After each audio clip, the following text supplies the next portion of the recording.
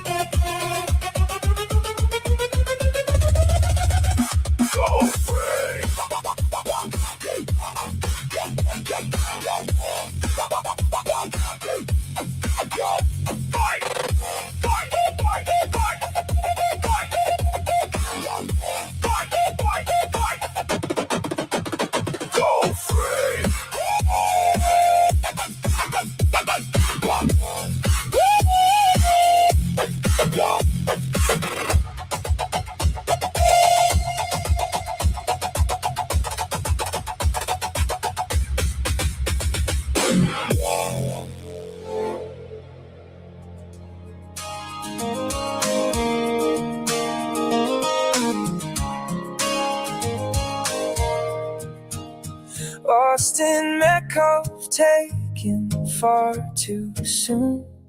A victim of anti-whiteism's harm.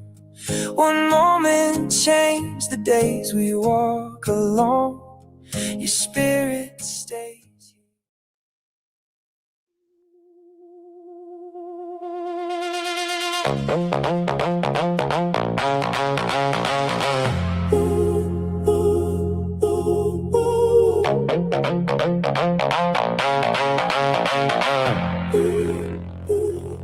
You auction tomorrow for the polished hall,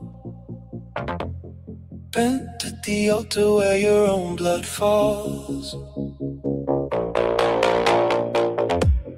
Learn that cadence before you claim your name. Wore their verdict like a crown of fleeting fame. A silver cause, sweeter than the roots you bear. How could you turn your back on Western kind? Trade the marrow for the creed they sign. Kneel for the stage, leave your people behind.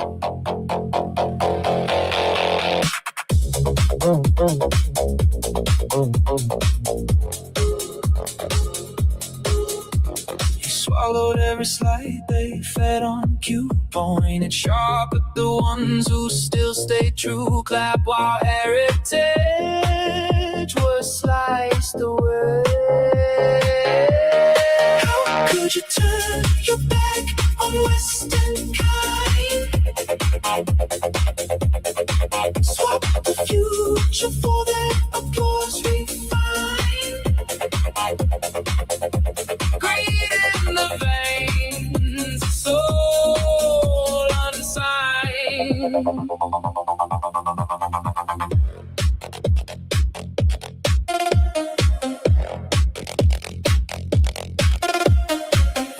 sit softer in the scripted frame. Safer when you helped assign the blame. Silver gleams brightest when the camera spins. How could you turn your back on Western kind?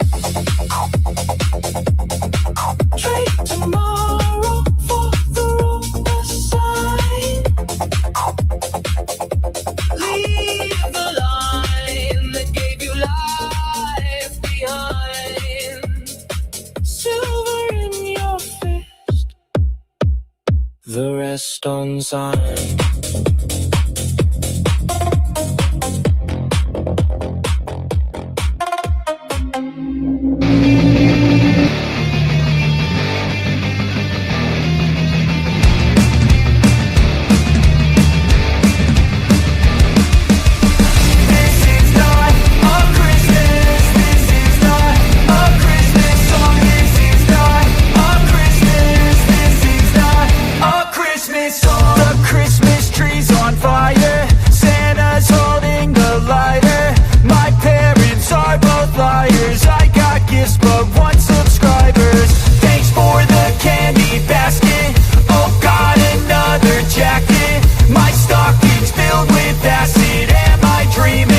Just happened. This is not a Christmas. This is not a Christmas song. This is not a Christmas. This is not a Christmas song. This is not a Christmas. This is not a Christmas song. This is not a Christmas. This is not a Christmas song. My neighbors compete to see who can put up more blinding lights. The kids all wish away the month cause they want presents in sight.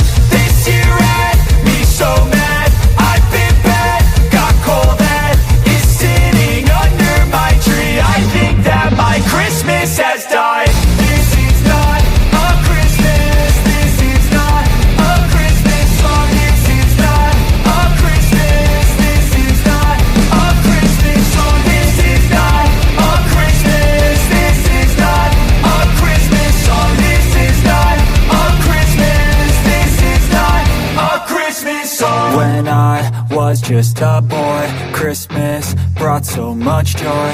Couldn't wait for the presents and laughter. I couldn't sleep late at night, looking for Santa with lights. Those are the memories I still remember. Then I became a man, lost sight of who I am. But right in front of me was the answer. Cause on Christmas I feel joy, and I turn back to a boy.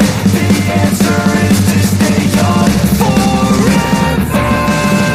This is not a Christmas. This is not a Christmas song. This is not a Christmas. This is not a Christmas song. This is not a Christmas. This is not a Christmas song. This is not a Christmas. This is not a Christmas song.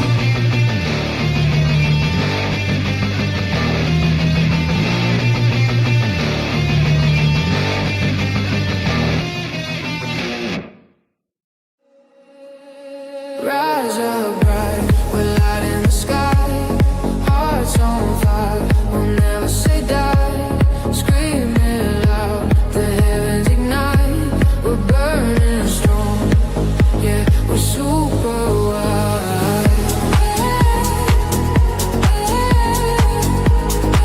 Riding into the night.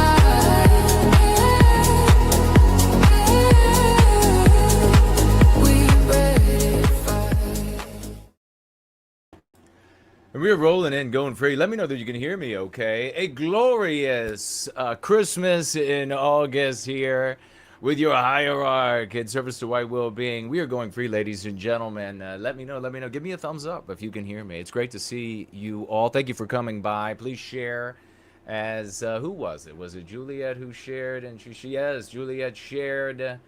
And let's see, more memes with NWG website seen on Truth Social with over 7,000 followers shared. Big time. Thank you so much. Big salutes. So is that your account on Truth Social? You saw it on somebody else's?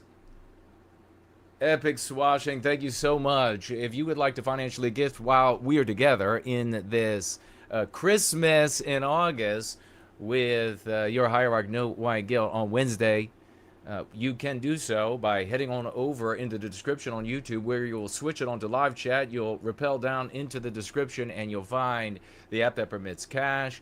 You'll find Subscribe Star. You will see Premium Rumble and Buy Me a Coffee. All of those are options for financial gifting. Also, check out the Foundation for White Wellbeing.org. You were just listening to the music of the revolution, of the White Wellbeing Revolution. That's the Foundation for White Wellbeing, 501c3. Donate there and participate in the reclamation of our destiny. If you would like to get my attention while we are together this evening, tag me as @No White Guilt. I can hear you perfectly, says Ancestral Wolf. Thank you, my brother. Please post that Truth Social thing. I will happily, if I get to see it, happily. Biospirit of the West, it says sound is good. Thank you, brother. Head on over there. Be a part of the reclamation of our destiny. And to get started here today, right from the jump, ladies and gentlemen, as you know, we have a panoply of shade tree spaces, and they are, each and every one of them, totally epic, including the one hosted by the one and only Dallas Malloy, West Coast Shade, and we brought her here tonight to speak with us about that very shade. I'm going to bring her on. It is Dallas. Dallas, it is good to see you. How are you doing? Uh-oh, I don't think I can hear you, though. You might have to unmute.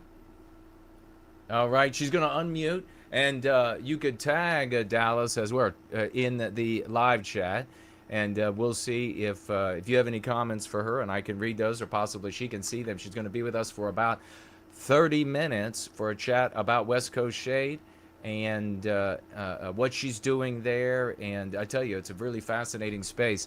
I've been there a lot. Every time I think I missed. Well, no, I came in late. Yes, came in late.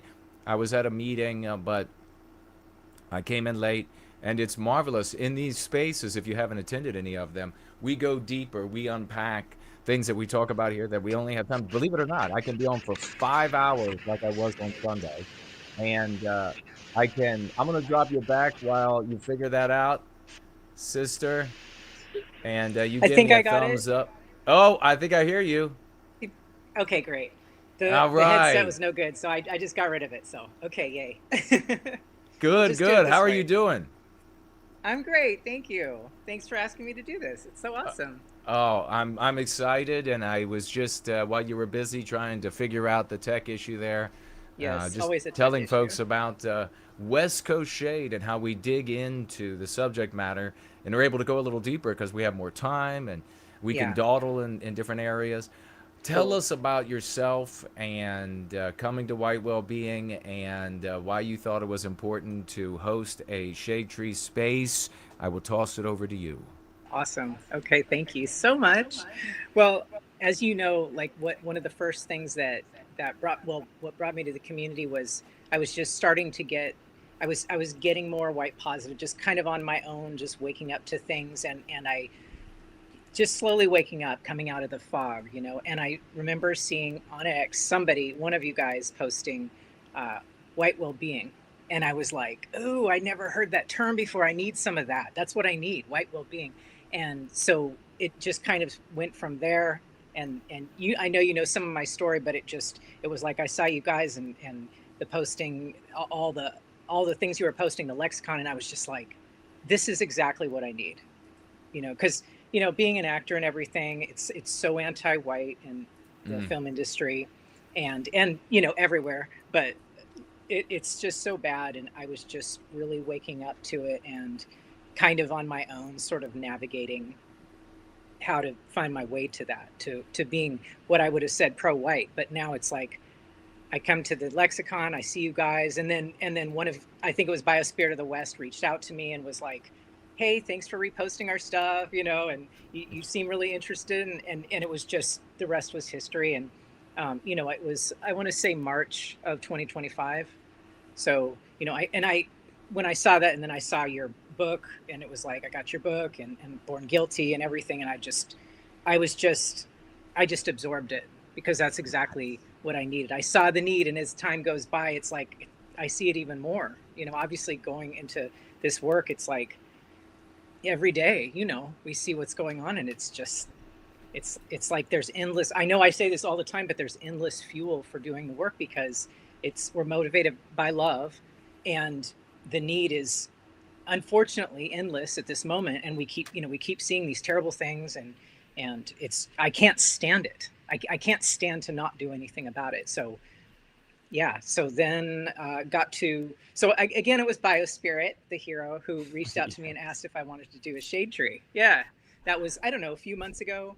And it was not even a question. Of course I want to do that. And I had thought about maybe doing something. Oh, smash Antiwhite is I see his comment. But it was like, I'd been thinking about, can I do a podcast, or should I just do more videos? Or I always have too many ideas, and I'm just sort of trying to figure out what's the best, most efficient way to promote Go Free and to help our people. And so when he asked me, it was an obvious yes. And it's just been so awesome. And really, to me, the purpose is to build peoplehood. That's what it is, because we're there, and it's like, I mean, you're there. It's so awesome that thank you always for being there. It's amazing when you can, because I know you're in high demand, but it's just like, it's so encouraging, and we need that so badly. Yeah. And it can get really, as you know better than anybody, it can get really discouraging and exhausting to do the work. You know, we talk all the time about how you have to kind of step back, take a breath, make sure you're taking care of yourself, come back. Don't stay gone too long, but don't burn out, you know. And so that was a lot of answer to your question. So no, that's exactly what we were looking for. Say some words. Yeah, that's exactly what we were looking for. Well said. The folks, if you haven't come to the space, it's Thursdays, and you should be able to see that on the screen. 6 p.m. Eastern Standard Time. That's Eastern Standard Time.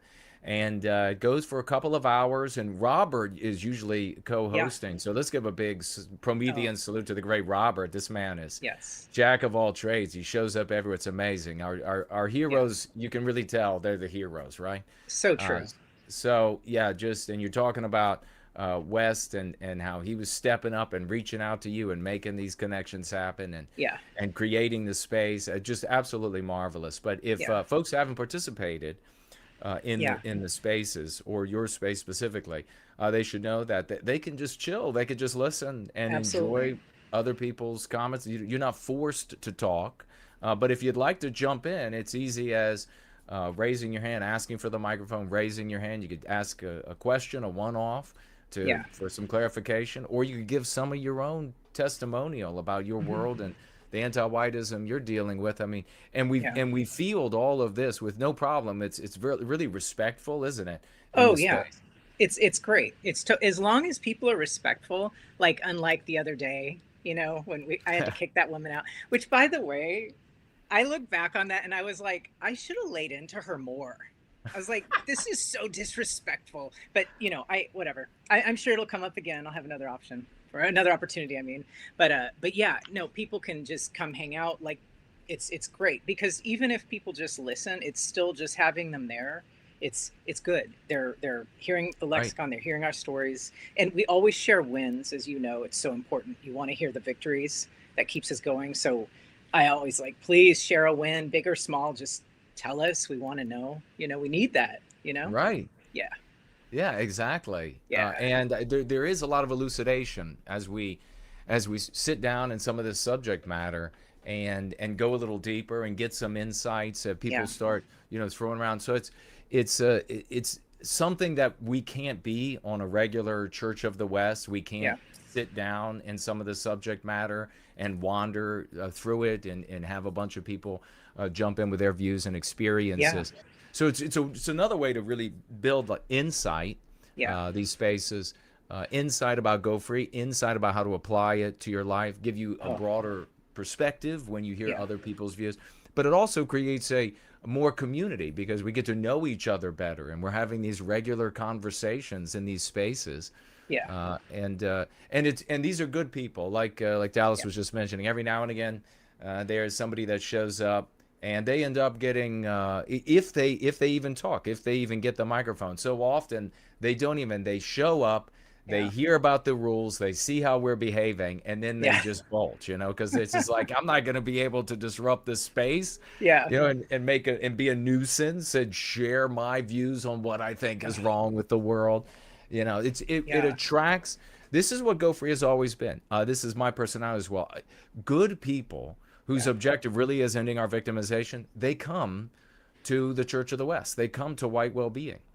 And that's what happened with you. So you were enacting, and you were seeing from your blind sight, you were seeing the anti-whiteism started really to appear to you all over the place. And that sort of gave you the foundation to be able to realize what you were looking at when you came to the work that we're doing here. But what was that like for you in that blind sight early on when you started to see the anti-whiteism?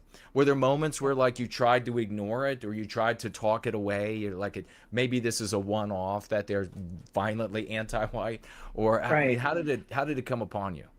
That's such a good question, because looking back now, I can see that I don't know if I consciously tried to dismiss it, but it was like, but kind of like you said, kind of a one-off, like, oh, well, that's just some idiot or whatever. And but it's because I can now, even going back a few years, I can think of just little comments here and there, just little things. And a perfect example is like people who love to drop the term white supremacy, and it's like, now I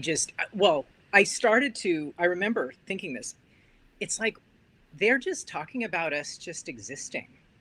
It's like when you say this, like you want to destroy it. It's like, oh, I want to get rid of it. Well, so you just mean us then, especially if we're doing well and we're successful. It's bad and threatening. Like it was starting to work on me, and I was just like, this is really gross. But I didn't realize the level of the threat level. But then it was like with the acting stuff. Oh my gosh! And I shared this, and it's so stupid. It seems so petty, but it's not. It's just very passive aggressive, which anti-whites are great at. On an acting profile on this main job site, you have your whole profile of your description, your look, what ethnicity you are, what height, everything. And they had the list, and it's like everyone capitalized but white. And you know how lame that is? It's almost like they think, whoever did this, they thought, this is so lame, no one will even object to it because it sounds petty. Like, well, wait a minute, you didn't capitalize white. But no, you can't. You look at the list, and it's like this list, like, and just one at the bottom, of course, because they put it in alphabetical order, which is convenient. Yes. And everything but that is uppercase. I'm like, this is just so pathetic. But see, the thing is, it would be easy to just be like, oh, well, just some anti-white loser did that. It's like, no, that's a huge deal. That's a major site for real work, for professionals. We pay dues to be union actors. Like this isn't, I mean, honestly, even if it was some just, like low quality, cheap site or whatever, it's still not okay. So F that. Right. So anyway, just things like that. And so that started to really bother me. And of course, like during 2020 and getting red pilled about all kinds of things, and just really sort of all this was working on me. And so I was just getting kind of to these crossroads of, I mean, the truth is, it was never really, should I play along with this in order to get work and stuff? I mean, that might have been the smarter thing to do in one way, but that's just not. It's kind of like when you said about being in the military and how you're like, what I should have said is, if I was given an order, I'd have followed it no matter what, and then did what you had to do. Right. But see, but that's the thing. And that, by the way, that's the reason I didn't go into the military, because I just know my personality. I'd be like, no way, I'm not going to do that, which I can see the foolishness of that sometimes in the short term. So, this is a complex game, right? Mm. You have to pick and choose. But I was just at the point where it's like, I'm not doing this. No, I'm not jabbing myself with some experimental thing, because all their jobs, they're like, oh, you have to be. And I'm just like, this is so stupid. I can't. This doesn't make sense on any level. And even though at the time I didn't know the term anti-white, that's what it was, obviously. Totally, just every day it was like a new thing with what do I fight today?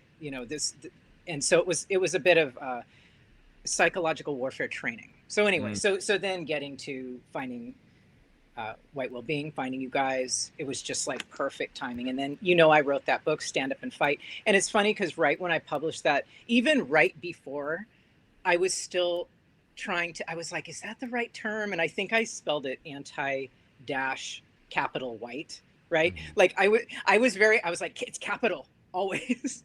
But I, later learned it's just one word, no caps. That's great. But, and also I called it anti-white racism. But again, yeah, like you said, I had the blind sight. I was on my way. Right. So anyway, it was shortly after that I was like, oh, okay. Anyway, but yeah. You mentioned the jab, the COVID, and I was reading today. I mean, we just had Fauci, of course, his very Claudine Gay diary revealed, and he's like, "Oh, they love me," this old man with a diary like he's a 14-year-old girl. And I read that I don't know if this is accurate, but 80-some%, like 81% of people ended up getting this vaccine. What do you think? I mean, that says about folks and their willingness to comply with authority, and the challenge maybe that poses to us, since the compliance with authority and the authority wielding the social morality of anti-whiteism. I mean, what does that say? It's depressing yet not surprising. And I even back then I was saying this is like a big character test, because it's like peer pressure. It feels like being in high school, like, oh, come on, just do it. Like, I didn't say yes back then. I'm not saying yes now. That was just as stupid, but now it's like the stakes are a little higher. But it says, I think it's just kind of typical. You have the majority that's going to kind of do what's most comfortable as far as going along. And then you have the people like us that are like, no, this doesn't seem right. I'm going to investigate this. I'm going to, the pioneers, we take the arrows in the back. Yes, I said that, arrows in the back.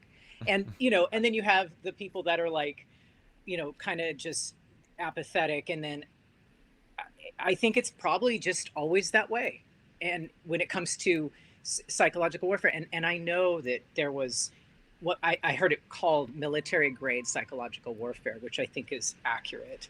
And that's what anti-whiteism certainly is, the worst that maybe, of all time, I would say.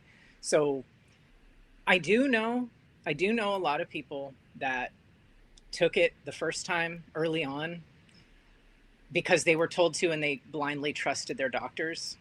Right. I still would never do that, because why? I trained in natural medicine. There's just too much. I'm just like, no, just no, right? But they were like, I'll never do it again. So there was a lot in that group that did it at the beginning. It's sad. There's people they're really remorseful about it, that were, I would say, manipulated. And then there's the people who are just unhinged and that wanted us to be imprisoned and killed and shit like that. Those people, no mercy, zero. Yeah. The ones over here, it's like, okay, never do it again. Okay, let's learn from this. All right, we'll see. But this is kind of cold, but when I was a kid, I remember thinking people are just weak and dangerous. They'll just go along, and that's kind of the majority. And I hate that, but I mean, prove me wrong, people, but yeah.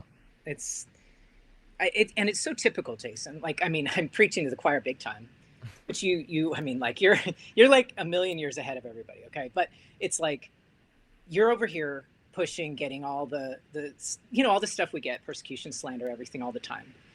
You just know later it's going to be like final recognition, finally some vindication. I know it's going to happen. I believe it'll happen in our lifetime. I just do. For a variety of reasons. But the thing is, I mean, I'll never forget. It's like, you people that wanted to imprison us and put us in camps and stuff. Yeah, there's no, see, and that's the thing. You can forgive. And I was just talking with someone about this. I can forgive people, meaning between me and God, I'm not going to carry that grudge around, because that's only going to poison me. Right. But forgiveness doesn't mean there's no justice. Right. So justice has to come, and people that wish that, it's like, it has a way of boomeranging back. I'm just saying, if you know you're in the right. So bringing that back to this, better than anybody that what we're doing is moral. Yeah. So it's only a matter of time. It'll come to that point, and maybe not all, but I know the social morality would change, and then people will be like, they'll do a number of things. They'll be like, yeah, I never really went along with that. I never really hated white people that much, and of course lies, Yes. and they'll be like, oh no, I was always with you guys. Okay, so it's like, and then that brings us to what you said, how this white race that makes it through this will not be the same, will be the most cynical. I already feel that way. Yeah. In a good way, not in a resentful, bitter way, but like in a free, like, look, I'm not going to deal with that. That is sad. I prayed for you. You didn't want it. So you know what? I release you. You're in God's hands. So good luck with that. Yeah. Because what we are doing is right. And we get, just the things we put up with. So I know in time, this is biblical stuff. Oh yeah. It's like, what you're doing is right. And so anyway, I could go on and on about that. But well, I mean, that's all good, and you come from this background, this diverse background of professional actor, author, boxer, athlete, trainer, training, and you've come from an environment where the social morality is really going to of the West is really going to be front and center, kind of regularly in all of these places. Yeah. So you've felt this pressure. What's it like now to have the key and be working on that key with inside of yourself, addressing these mean pathogens and looking back on where you were and who you were and how you were being victimized by this social morality with only being able to see it in sort of this purblind kind of a way? Oh, yes. If I didn't have faith that all things can be used for good, if you're willing, if you have that mindset and believe that, I would be so pissed. I would be so, but I honestly I'm not even tempted to go there, because my mindset is so, like, I've lived through too many things to know, like with addictions and things like that, that all that can be used not only for good, like, oh, it turned out okay. No. It can turn into one of your greatest assets, that had you never gone through that, you wouldn't have this toolbox of gems to share with people that could even potentially save someone's life. So I'm not tempted to fall in that, but I could see, because looking back, there was not one aspect of life, of career choice, everything that wasn't touched in some way by anti-whiteism, by white noir. Depression, and one of my first, not one of my first memories, but a young memory, I was probably 11 or 12, but was the white guilt commercials with the crying non-whites in Africa or whatever, where it's like, you should feel bad, not because I was rich, but because I have food. And I felt guilty, because it's like, and that's what it's meant to do, is to feel bad. And it's kind of like you've talked about the white guilt, that it's not necessarily overt, where they're saying it's something bad because you're white. It's not even said, but it's just the fact that, oh, look, this is happening. Don't you want to do something? Shouldn't you? And I'm like a kid, right? Right. Never saw any commercials of white children crying. Just saying. It's always one way, and it's endless, by the way. So that's a thing. But yeah, boxing, relationships. I mean, everything was when I think about how different I would have just been a completely different person. And just the chipping away, sometimes in really subtle ways, just and self-hatred. And that's not an exaggeration. I absolutely had that. And looking back, I can be like, yeah, the white guilting, which I would say back then was a little more subtle, but that doesn't mean it in some ways that's worse, because you don't really catch on. And plus, you're so young, you don't have, it's like, you don't have a chance. It's before you even are able to think for yourself. You're sort of told these things and shown these things, and this is how it is. And to go with that, and I would say this is almost as bad. No sort of white identity whatsoever. Right. Zero. No pride, no healthy, like, oh, that was so cool what our ancestors did. I mean, my ancestor fought in the Revolutionary War, the first one. We're in the second one right now. So, but it's like, how awesome is that? Yeah. And I never even cared, because I wasn't taught to. And it was like, so I think that, coupled with the more overt stuff and just the self-hate, it's like, honestly, it's amazing I accomplished what I did. It is. Yeah.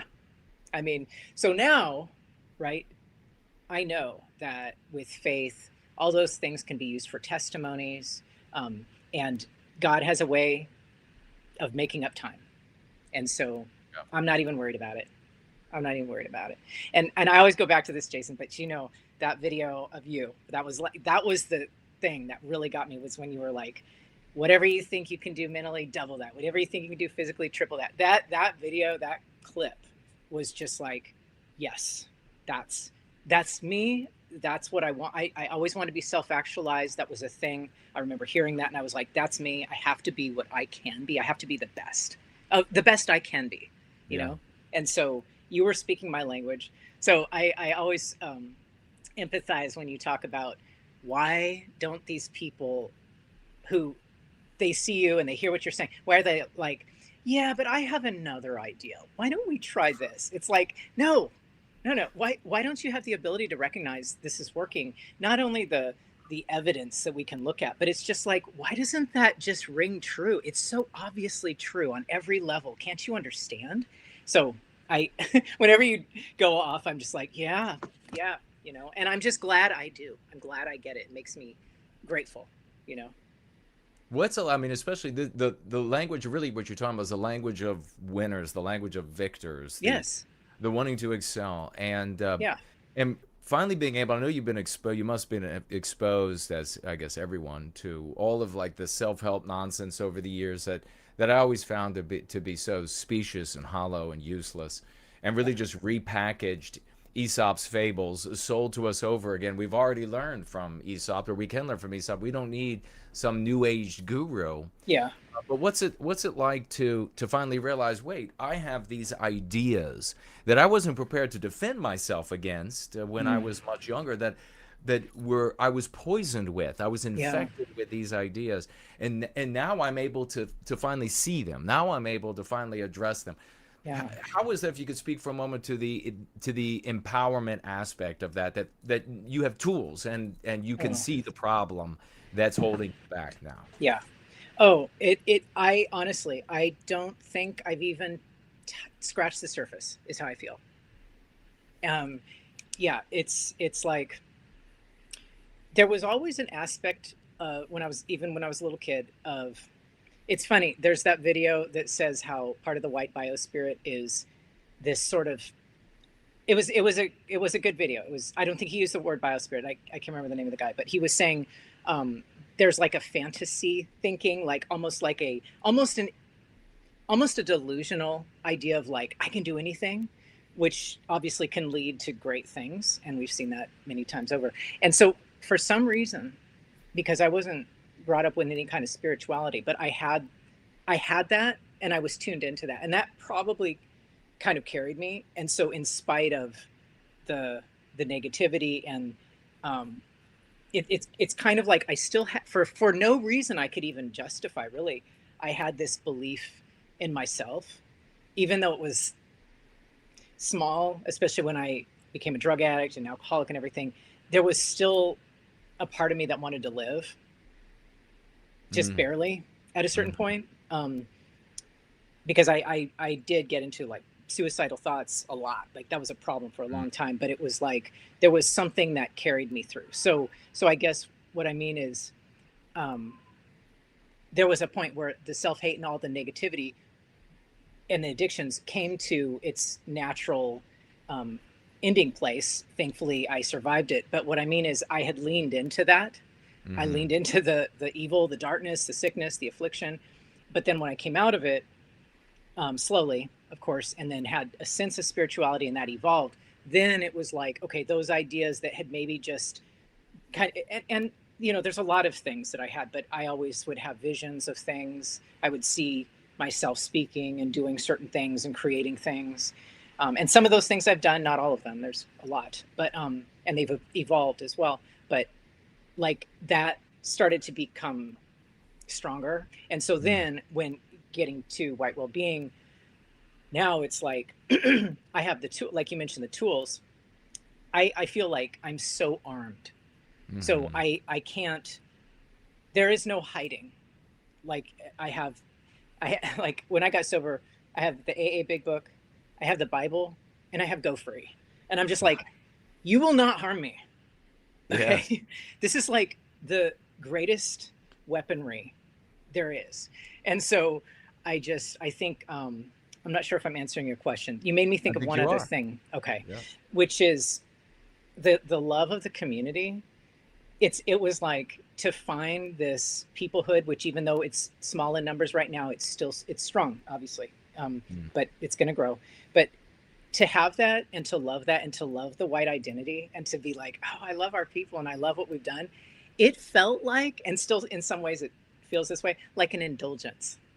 Yeah. Like, oh, I get to feel this way. You know, you spend your whole life apologizing for your race, yes, whether consciously or not. Because you know, white guilt will be like, oh, I don't apologize. Yeah, you do. Yeah. You just maybe not out loud, but you do, and everything by not being proud. Yeah. By not being grateful and celebrating what we've done. And we're, you know, one of our things, of course, you know, is like self-correcting. And so it's like, I'm proud of the things that we fixed, you know? So, yes. I mean, anyway, yeah. So I couldn't agree more. That's exactly right. Yeah. I mean, to be able to have those sentiments, that pride of our people, pride, and it's not a pride that we feel to articulate to another person to insult or degrade them. No. We don't have to. That's something completely different. It's like the people who say they only say Christ is king when they can say it in the face of a Jew or a Muslim to insult them. Yes. Otherwise, they're not saying it. So yeah, that's right. This is a genuine pride in our peoplehood and our accomplishments and a realization that all of those victories, all of those successes are inside of each and every single one of us, waiting for us to tap into all of that. Yeah. Fighting, we have to fight through those mean pathogens, but really, just being able to tap into all of that is one of the greatest liberating forces for good for Western kind. Oh, and that's such a perfect word. It is so liberating, and I do feel extremely empowered. And like you've said so many times, there's no shame. I don't have to say this in secret or quiet. It's like, no, it's completely moral what we're doing. Yeah. And it's so disarming, you know? Yes. It's awesome. I mean, so yeah, it's to have those tools and just to really understand how it's psychological warfare. And I loved when you mentioned about the designated driver. That term, how that came about, that was so, that's a great example. I've used that with people, like, because people they downplay the power the words and the concepts. And it's like, no, that's everything. Like you said, that That's creates your everything. reality, not the other way around.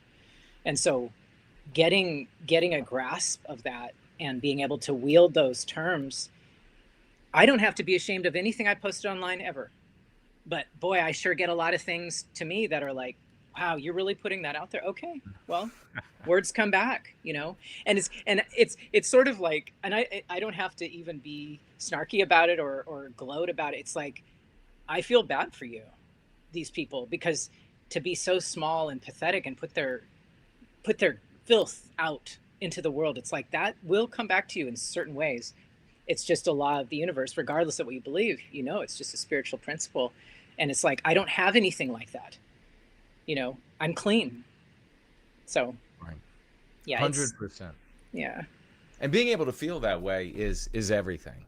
it is It's so completely empowering. You're not hiding at all. That's what so much of Yeah, resisting anti-whiteism, this evil of this age, which is harming everyone of every background, yes, as a yes, consequence of all of these norms that we have established that are yeah, under attack and defeated, yeah, because of this retaliation narrative against the white race. So we oh, all end up suffering as a consequence of this. So yeah, this is the greatest fight of our age. It's the most yeah, moral fight of our age, and people of all backgrounds need to come together to defeat anti-whiteism before it's too. yes, We're going to be talking in a little bit about the destruction of the Democrat Party, and mm, how white anti-whites can't be anti-white enough. They've yeah, eventually got to go. All white people have got to go. yeah, Uh, yeah. but now you're going to be tomorrow. You're going to be holding your space. Do you have any ideas what you're going to be talking about? I have an idea. But what's funny is like I always have a plan, but then often it just goes somewhere else, and I'm fine with that. I'm like, Yeah. it's the groups, you know. I'm just there to kind of, you know, help it along. But I do want to talk about white identity. Yeah, because Right. I had started last week kind of mentioning something about it, just that idea of how people talk about. I think you were there when I said it. How people talk about, oh, all we need to not be divided, and everyone should unite. It's like, okay, that's first of all, that's never going to happen. That's never happened. It isn't. They don't. Other people don't want to unite with you. Okay, but what they really mean is they want white people to acquiesce and to erase ourselves and to kind of just disappear quietly. And I like one day it just came so clear. It's like, that's for us when they say that. It Yeah. is not, you're not telling other races that.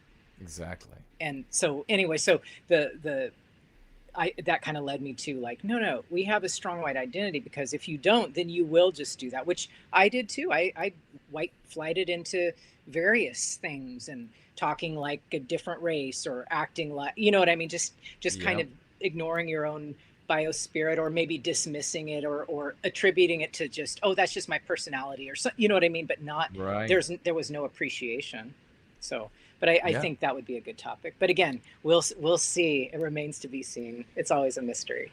Yeah. Sometimes we end up talking about some of your IRL victories as well. And well, just before we let you go, well, how about some words about some of your IRL victories that you and especially you and Hank have had recently? Oh my gosh, we are a well-oiled machine. I am telling you, things just, every time I'm just like, okay, God is with us, because things just, Nice. they happen. Yeah, he mentioned this time recently where we were in this cigar lounge, and we were having a conversation with this guy, and good conversation about music and stuff. And he was mentioning some classic shows, and I'm like a classic show nerd and everything. But I was hearing, he was kind of going on about it, and we were just listening. And I was saying to Henry, like, you know, a lot of those shows, I can't even enjoy them anymore because they're so anti-white. And then, Yeah. you know, a few minutes later, he was talking about Pink Floyd, the guy we were talking to, the man we were talking to, and he was saying, as a Jew, he can't like them anymore because they're really anti-Jew. And he said anti-Jew. Oh, I yes. mean, that was so cool. And then I think he said anti-Semitic as well, but he did say anti-Jew, and it was so, and it was a thing of beauty. I swear. I Mm. mean, I'm bragging on Henry now, but he was like, you know, yeah, Dallas was just saying a lot of these shows she can't even watch anymore because they're anti-white. And we find that a lot of things that are anti-white and anti-Jew are, you know, it's like we're seeing the similarities. And he was like, oh yeah, I'm totally on the same page with you guys. And it was so Wow. cool. It was That's so, cool. it was, yeah. And we do have another flyer plan, and I want to show it to you. We made our newest flyer. Check this out. Oh, that is awesome. Is it cool or what? That is really cool. Right? Yeah, How can you argue with this?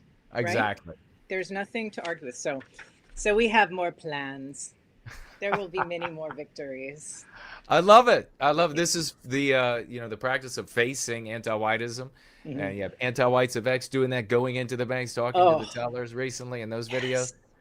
Totally praiseworthy, very So Promethean, and Oh. what you all are doing is very Promethean, having these conversations and you're able to have them. Yeah. Yeah. You're able to reach people. Oh, absolutely. And I just want you to know, your ears must burn just all the time. Okay. But we're always like, oh, Jason, we got to bring him here. When he's here, he's got to visit, and we're going to take him here. And we just love on you all the time, because we have this strong sense of community, and it's because of you. We just love you so much. Thank you. Thank you. Thank you for everything.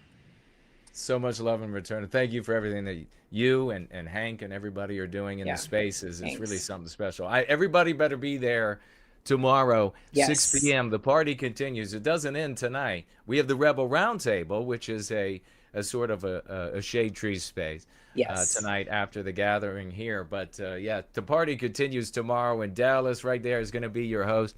And we're going to have a heck of a good time. We'll hope to see you there. But any final words before we let you go? Just God bless you to heaven and back. Just thank you so much.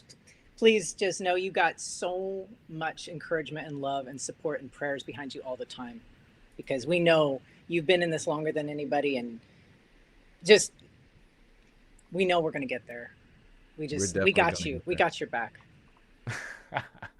Well, thank you so much, Dallas. And I have your back. Promethean hails, folks. And we'll be right back. I think there is a definite anti-white feeling going on in this country, and that can't be allowed. It definitely cannot be allowed. He figured it all out. Nothing can stop us now. We will fight until we defeat the darkest evil of our time. And it has to be crushed.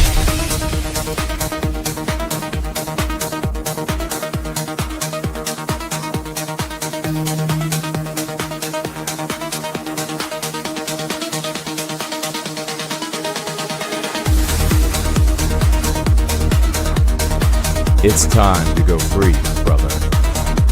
The white race will be a people again.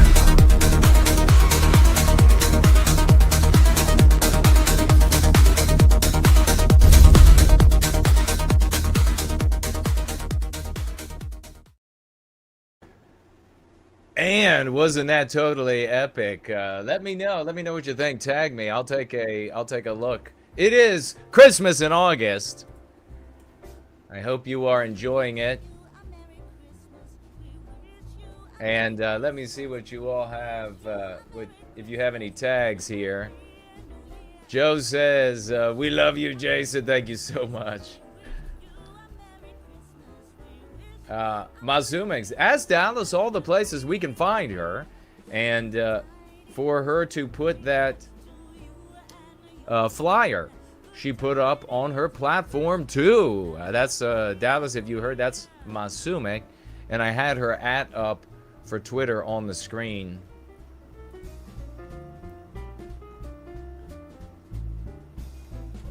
Merry Christmas to all. Arden White is here. Ancestral Wolf. Rapunzel. Franklinator. And typically Dallas is over on Premium Rumble, so you might have to head on over to Premium Rumble to see any responses. Cool Papa J Magic is here. Good to see you, brother.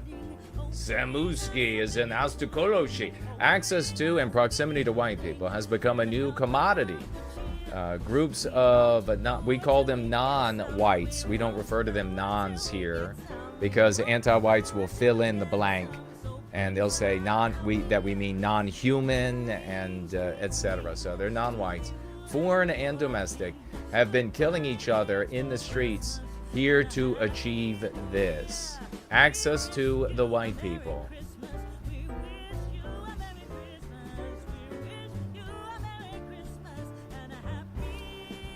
So very true. They want to get access to all that we create, all of our norms, all of our ingenuity, the creature comforts. Login Dawes, Jason, this is a fantastic interview. She is amazing. Thank you so much. Dallas will be very happy to hear that. God bless you. Went Along is with us. Good to see you. Cindy Ben is here. Went Along says white racial consciousness is a body part in white people protected by law. Anti-white programs, however, gradual or scholastic or is it deniable, are genocide, white erasure. Yes. Apophis is with us. Great to see you. Take the opportunity to share that we are live. We're going to be getting into our quick news and laughs here in just a minute. You're not going to want to miss that because it's all terribly interesting stuff. And if we can just find where... Ooh, here we go. What is that even? I don't even know what that is. But we'll take it off the screen. We'll be getting into... here we go. Here in just a moment. Tag me as no white girl, @ no white girl. Nameless one is with us. Is that Diedrich is here. Hello and welcome. Edgar is here. Stay proud of who you are, my good white folks, says Went Along. Thank you so much. I totally agree. Diana is with us from down under.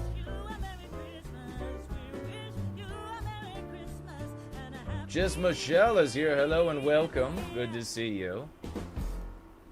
Just Real is here. Welcome, welcome to you. The music, the songs, the fun continues here on It's Christmas in August. Why am I doing this? I don't know. I felt like it. Celine is here. Dallas plays the piano. She is a musician. You're right about that. I forgot to mention that. Says Celine. Thank you, thank you. Help Your Own is with us. Beyond Ether is here. Good to see you. Remember tagging me as @no white guilt.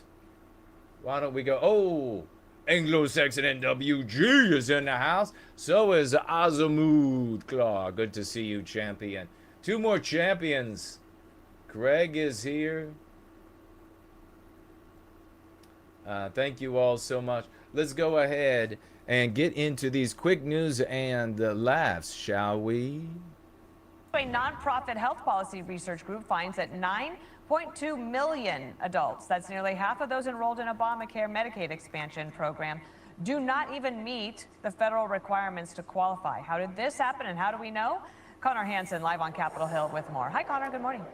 Hi, Dana. Good morning. Well, this study says some of those people actually make too much money to qualify for this Medicaid expansion program, and others are getting these benefits even though they're here in the country illegally. Now, this study was put together by the Paragon Health Institute, which is run by a former advisor to President Trump. He's alleging widespread fraud here. He says more than 9 million people, as you mentioned, close to half of those using the Medicaid expansion program under Obamacare should not qualify. So half of the program is fraud. And it is only because of Trump and the Trump administration that the fraud is being identified and hopefully will be arrested. Give it up for Trump and the Trump administration, ladies and gentlemen. And that's not it. There's more. How about this? Data was shared. We had no idea where the taxpayer dollars were spent. Just one red state, the recent dump of data, we found SNAP recipients had more than 2,000 Tesla owners, 200 Alfa Romeo owners, more than 144 that were receiving food. Remember, this is people receiving various forms of assistance, including food stamps. And these are the automobiles that were identified stamps were driving Porsches. Again, this is the data dumps we're getting because before we had no accountability on any of these programs. We now are requiring accountability. The blue states are suing us. They don't want to share the data. And can you imagine, this was a red state where there is actually some taxpayer accountability. Imagine what's happening in the blue states if that's happening. Yeah, exactly. Imagine what's happening in the harder core anti-white states. Let's give it up for stop anti-whiteism. Everybody knows that they cannot defeat white people through a fight. So what they've used against white people is morality. Think about the irony of this. Think about how history has painted white people, and then think about the weapon that's used against white people. It's their moral compass. It's their conscience. Think about that. Like, think about them knowing. Now, you would think if white people were the way they say they were, there's no way you will be able to convince them with a moral argument. But if you notice, all of these white nations have fallen due to virtue, due to trying to do the right thing, due to trying to appease people. Isn't this amazing? Big Promethean salutes. Let's get some round of raucous emojis for he is Blanchard. Blanchard. He is Blanchard on Instagram. Give the man some salutes. Big Promethean salutes. Thank you so much. Made several clips where he presents the arguments that we employ here in service to white well-being. He's talking about the white race being manipulated by our moral compass. And you look out at the white race, this black guy gets it. You look out at the white race and you see, and we're going to be talking about so many of these low IQ'd, sub-white goblins, and they don't understand how the white race has been defeated. They don't understand how to combat. They don't understand where the battlefield is. They don't want to participate in the actual fight. They're selfish individualists. And here comes this black guy that so many of these sub-white goblins would say is inferior, lower IQ'd, and all of this kind of garbage. And he is perfectly articulating how the white race has been defeated. Everybody knows. Let's give it up for stop anti-whiteism and free Blanche, ladies and gentlemen. Let's keep it going. Hey, how was your flight? This is his girlfriend. Who the hell is this? And why the F are you texting my man? First of all, drop the girlfriend title like you're someone special. If I remember correctly, you're like number 11 on his list. Second, I am literally the only person who can turn you into his ex in about 2 minutes. Now, let's try this again. How was my brother's flight, you absolute psycho? Yes, the jealous girlfriend looks totally insane. Samuski is with us and he says, we love a Christmas in August. Thank you. I really appreciate that. Karina says, howdy and hello to you. Let's keep it rolling. Oh, did you see this? SpaceX rocket is going to hit the moon in 3 days. It's been tumbling lost in space for 18 months. No fuel to come home. No way to escape. It hit the moon this morning. And I was unable to see it. I was prepared to watch, but it stormed here, so I missed it. It's up in the around 10 o'clock as you're looking at the moon, and near some other craters, and one of them called Einstein. The crater is where it crashed at about 5,000 miles. What, an hour? What is it? I mean, the thing is hauling ass. Why can't I find a good man, says the woman to the world in the pigeon lands. It's got a note on its ankle that says, because your kids are black. Oh, that cleared it up for her. What do we have here? Oh, thank the Trump administration. Trump administration lands dozens of immigration detentions in trucking crackdown operation. And they're just getting started Wouldn't happen with any Democrat, wouldn't happen with any other Republican. So you better be grateful and happy about Trump when he does things that benefits the white race. If you're not, then you're demonstrating the well-being of white people is not your motive. No excuses. How about this? New numbers are in.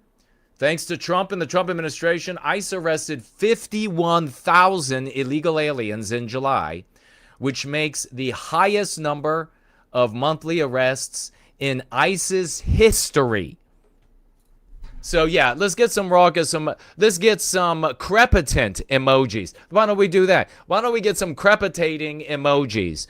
Let's get some crepitant emojis, some crepitating emojis for Donald Trump and the Trump administration.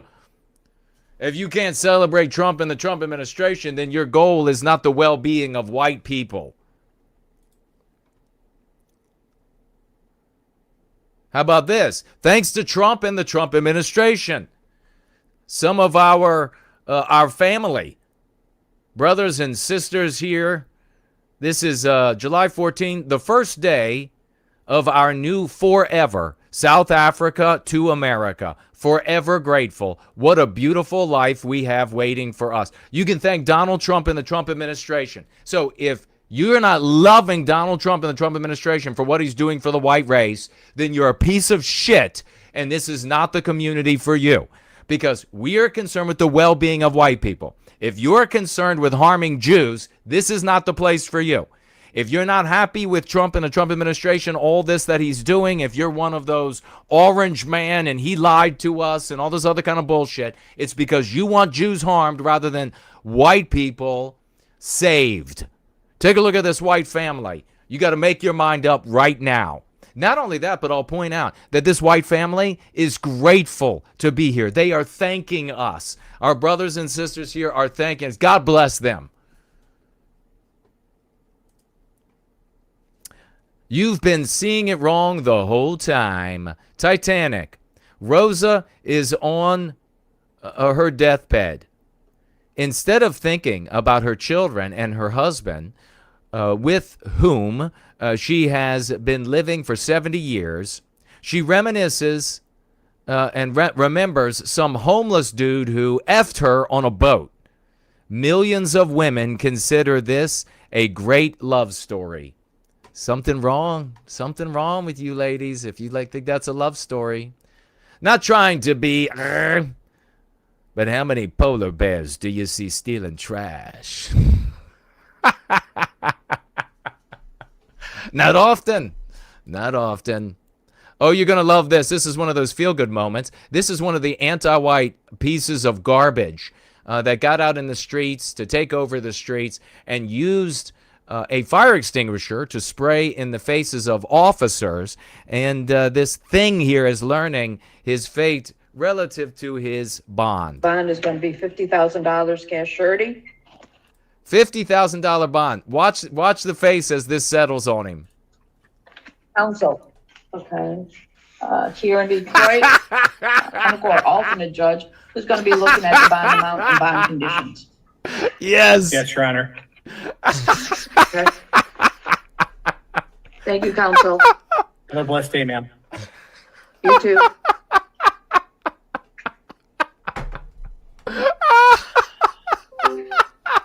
Oh my God, I love it. Yes, everything horrible is about to happen to you while you're trapped. You can't get out.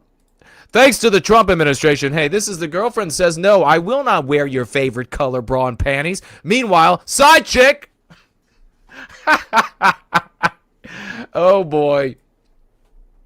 Look at this. Females can't obey instructions, even in the most serious of circumstances. This dumb broad is having a video done with a lion, and she's told, do not speak. And the dumb bitch speaks through her teeth, as though the lion's gonna be fooled.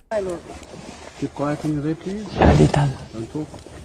Meu Deus do céu, Clara, sai daí, Clara. Qual que é a falta, gente? Keep quiet. Look, the guy's like, don't talk. They've already told her not to talk. Get back, get back, get back, get back. She was a second away from being slaughtered by this animal because the dumb bitch could not obey a man, even when it came to a male lion turning around and looking at her, standing behind it. My God. This is real. I looked this up. Apparently, this is the United States Marine Corps today. I thought this was a skit. We will treat you as we do our followers, with firmness, fairness, dignity, and compassion. Physical or verbal abuse by any Marine or recruits will not be tolerated. This is boot camp. This is boot camp for Marines today. You've got this 87-pound female talking about how if anybody says a mean thing to you, you can come to me and I will settle it. If anyone should abuse or mistreat you, I expect you to report such incident. If anyone abuses or mistreating you, it's boot camp. For the love of God. Mistreatment is what it's about. Abuse is what it's about until females were allowed to be there. You see, we used to train males, boys, into warriors in the military. Now it's Sunday school. Now, if anybody is mean to you, if anybody abuses you, if anybody says a mean word, you are to report them immediately to me or to whoever is in charge of your division. Immediately. Immediately to me or one of my drill instructors. Furthermore, if you feel I have mistreated you, I expect you to report such incident to your senior commander. If you feel I have mistreated you. This is so pathetic. It disgusts me, honestly. I mean, I'm so disgusted. What a joke has been made of our military as a consequence of anti-whiteism. What an abject joke. My drill instructors and I will be with you every day, everywhere that you go. I would not be able to stop laughing. That'd be fine. I could do push-ups for the rest of the time because I would not be able to stop laughing with this 87-pound female screaming at the top of the room in her growliest voice that we are to come to her or one of the drilling sergeants if somebody abuses us or uses mean words on us. For the love of God.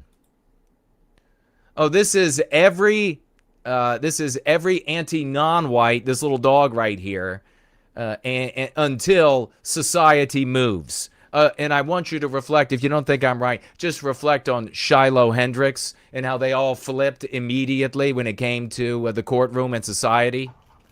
Paying attention. Sonny.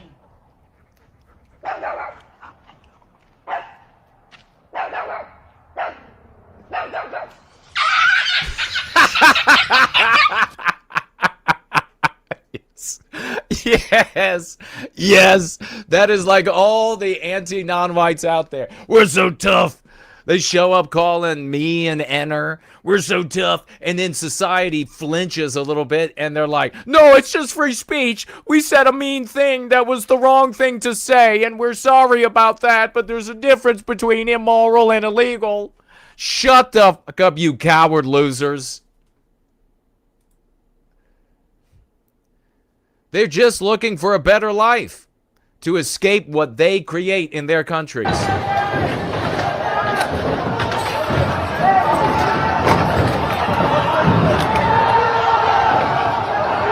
This is Ceuta, Spain, just invaded by anti-white non-whites, and the anti-whiteism continues.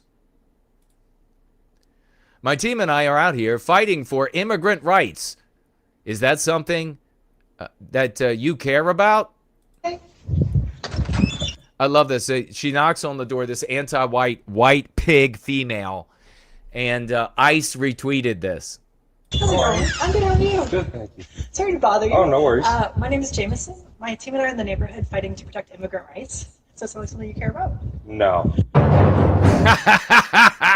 I would go much further than no, but yes. Beast Schwarzenegger. Yep, that's what it looks like when you stand up to anti-whiteism. Fighter, I'm sorry. Check this out. They're talking about anti-white slur here. And when I first saw the title, I was like, yes. Yes. They're talking about an anti-white slur. And then I thought, well, this is the story about this Democrat garbage right here and running for office. And he got into an argument on the beach because an old couple asked him to turn his music down a little bit. He was being disruptive, this piece of shit here. And then he started threatening the old couple with murder, shooting the wife, stabbing the wife. And another guy decided to jump in. And that guy called Kama Homan stepped up. And this guy's trained in fighting. And he knocks this guy out, but it really doesn't actually take much. I mean, he literally just taps him on the chin, and he's unconscious. And he picks up, he goes to throw this, and watch. He just barely touches him. And he's KO'd because he's just an anti-white Democrat POS. Well, come to find out, the white guy called Kama, there he is right there, he called the Democrat a howlay. And we remember just from the other day that that's an anti-white slur. So here you have this white dumb POS moron who is so anti-white that he's slandering white people for being white. I mean, that's how bad the situation is. That's how powerful the anti-white brain poisoning is. That's how powerful anti-whiteism is. That a white person, to slander another white person, or at least what he perceives to be a white person, refers to him with an anti-white slur. So everybody's like celebrating this guy. I hope this guy gets his shit kicked out of him by somebody else. Because he's an anti-white POS. Howlay. Fuck you, buddy. You're an anti-white piece of shit.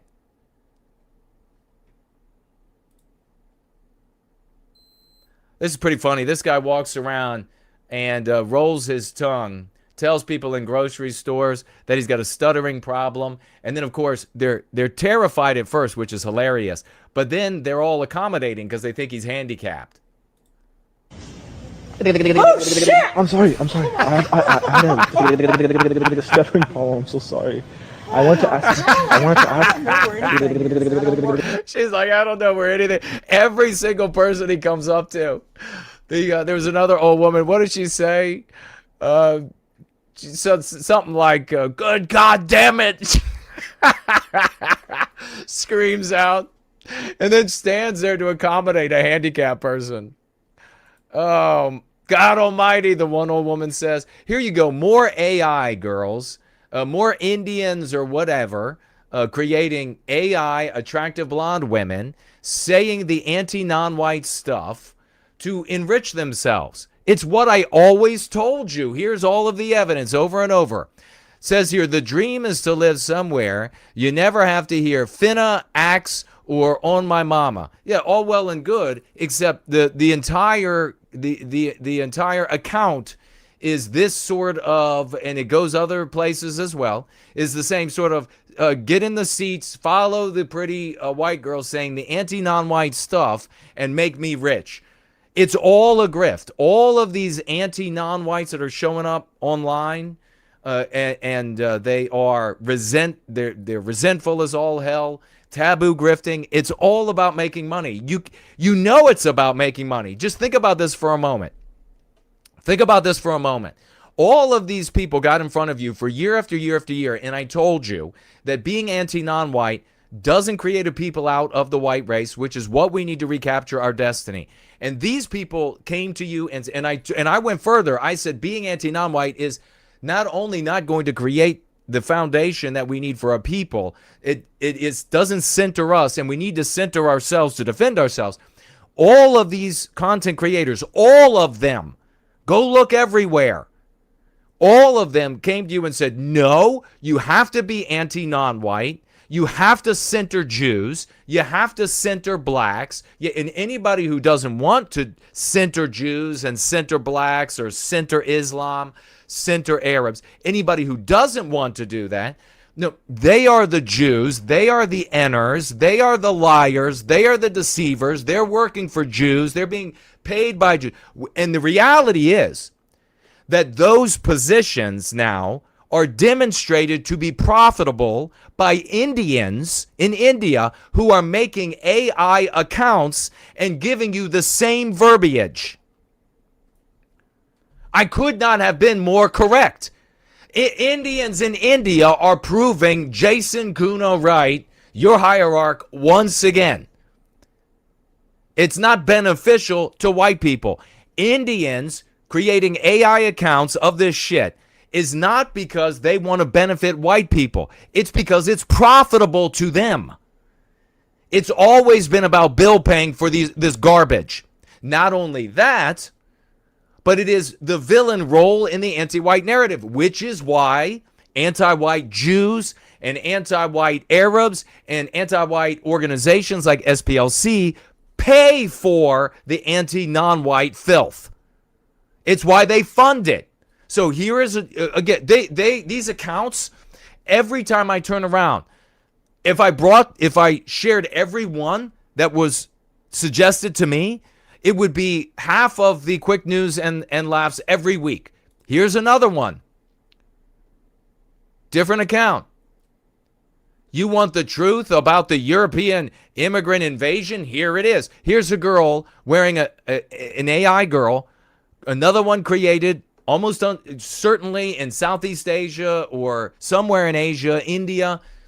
And here she is, the fake AI girl with a Nazi hat on, with a death's head on the brim of it. Does that then benefit the white race, or is it just about bill paying for the East Asians or Indian Asians or whatever it is that are creating these bogus accounts? This stuff has always been detrimental to the white race. And only now are some of you able to see it because fucking Indians are out there saying the same shit to get their bills paid. But so many of you were choosing the white and sometimes not even white, when we're talking about the leadership of the NJP and so many others, choosing them instead of me and Go Free, that they had it all figured out. Well, who are the Indians copying? Who are they copying? Not the guy who's genuinely for white well-being. The account goes on here to say the Jews are destroying the European race. What a surprise. Now, here's a palate cleanse. This is a white woman, anti-white economics professor who's rabidly anti-white, and she thought she could push the police around. Can't play. There she is right there. She's like, no, you're not going to arrest me. And the cop's like, you are absolutely under arrest, old anti-white bitch. Here you go. Right to the ground. Right to the ground. Let me get some backup over here. I'm going to break her arm off. And the other cop comes in. Yeah, let's break her arms off. Yes, manhandle this white, anti-white pig. Manhandle this bitch. Big salutes to these police officers down there in Georgia.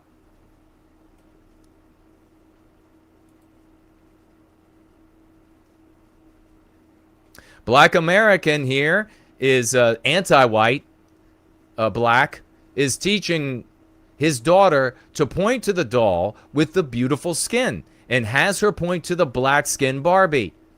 So if that were the end of it, that would be one thing. He continues, point to the doll with the ugly skin, and he has her point to the white skinned Barbie. Of course, Wall Street Apes still has his head too far up his ass to get it. So he's talking about, this is teaching racism to little kids and very openly doing it. It's the racism that they're teaching the kids. This is how he actually talks, Wall Street Apes. It's anti-whiteism, you brain dead moron. Let's keep it going. 45,000, quote, soldiers just took over the streets of Dearborn.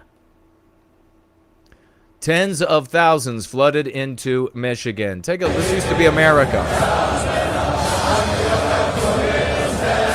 By the way, remember the strategies, the abstract conservative abstractionist strategy and the anti-non-white strategy that the Indians and East Asians are now pushing with AI girls, that has all been in place, and this happened to Dearborn, Michigan.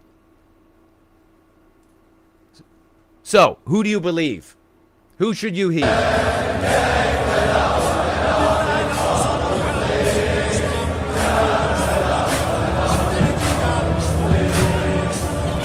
Coming to a town near you if you don't embrace white well-being. This disgusts me to no end.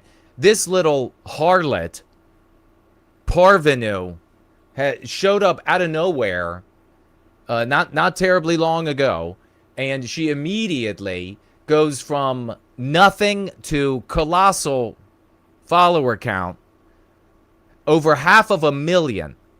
So she's a pretty white female, and she says some right-wing things, and they have her on all the shows. They have her everywhere. She's hollow-headed. She's got nothing to say. None of these shows, and any of the white guys that run any of these shows are garbage, that are having her on but not talking to me, not talking to this community. Gonna happen in the UK?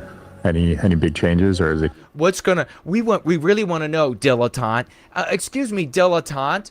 What we really want to know is, what do you think is going to happen to UK? I'm on the edge of my fucking seat to know what this little dilettante twat has to say. Who gives a fuck? Absolutely, who gives a fuck? And if you're following her, unfollow immediately, or you're just a bitch. Disgusting. How about this female? This was the one that raped the toddlers and filmed it. She's allowed to have pink handcuffs. Can you see this? Nothing says justice like pink handcuffs. And they're working out a deal. She should be facing 1,000 years in prison for raping toddlers.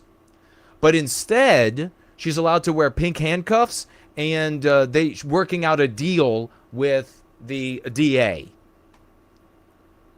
Because that would happen to a guy who raped toddlers. That's how he would be handled. Consider this. Women are largely uncomfortable with the amount of violence necessary to maintain civilization. That's so very true.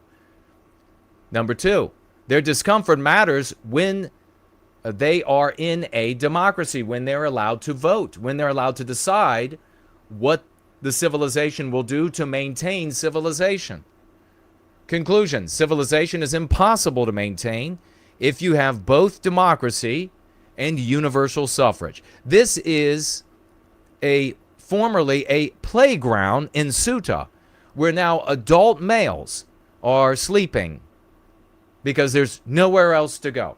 So what needed to happen, that the vast majority of females are uncomfortable with, and they should not have a say in deciding whether or not will happen, is for these guys to have been gunned down when they tried invading the country.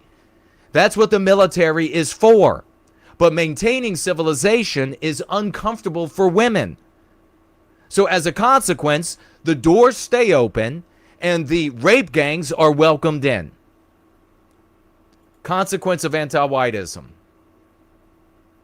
These are some more white females out on the beach welcoming the anti-white invaders. So you can see these NGO workers here who have been helping the illegal immigrants during their journey, now very happy apparently. Guys, est-ce que vous parlez anglais? Est-ce que vous parlez anglais? No. It's a public place. It's a public place. C'est un lieu public, no? You're facilitating illegal immigration, man. It would be terrible if some guy were to walk along knocking these females out and then just keep walking. That would be terrible. God, I hope that doesn't happen. I hope their teeth aren't knocked out of their mouths for enabling invasion of our civilization. And then the guy just keeps walking, gets away with it. I hope that doesn't happen. When you give up trying to figure out who's a good boy.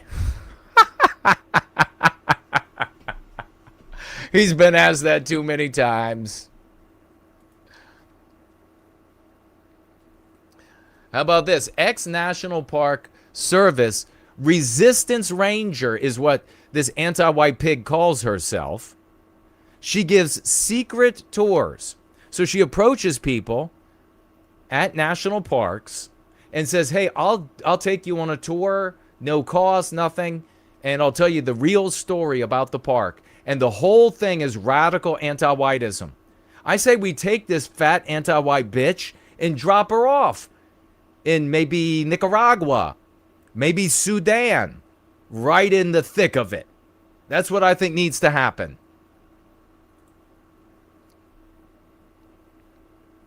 Me and my sleep paralysis demon after a night of debauchery.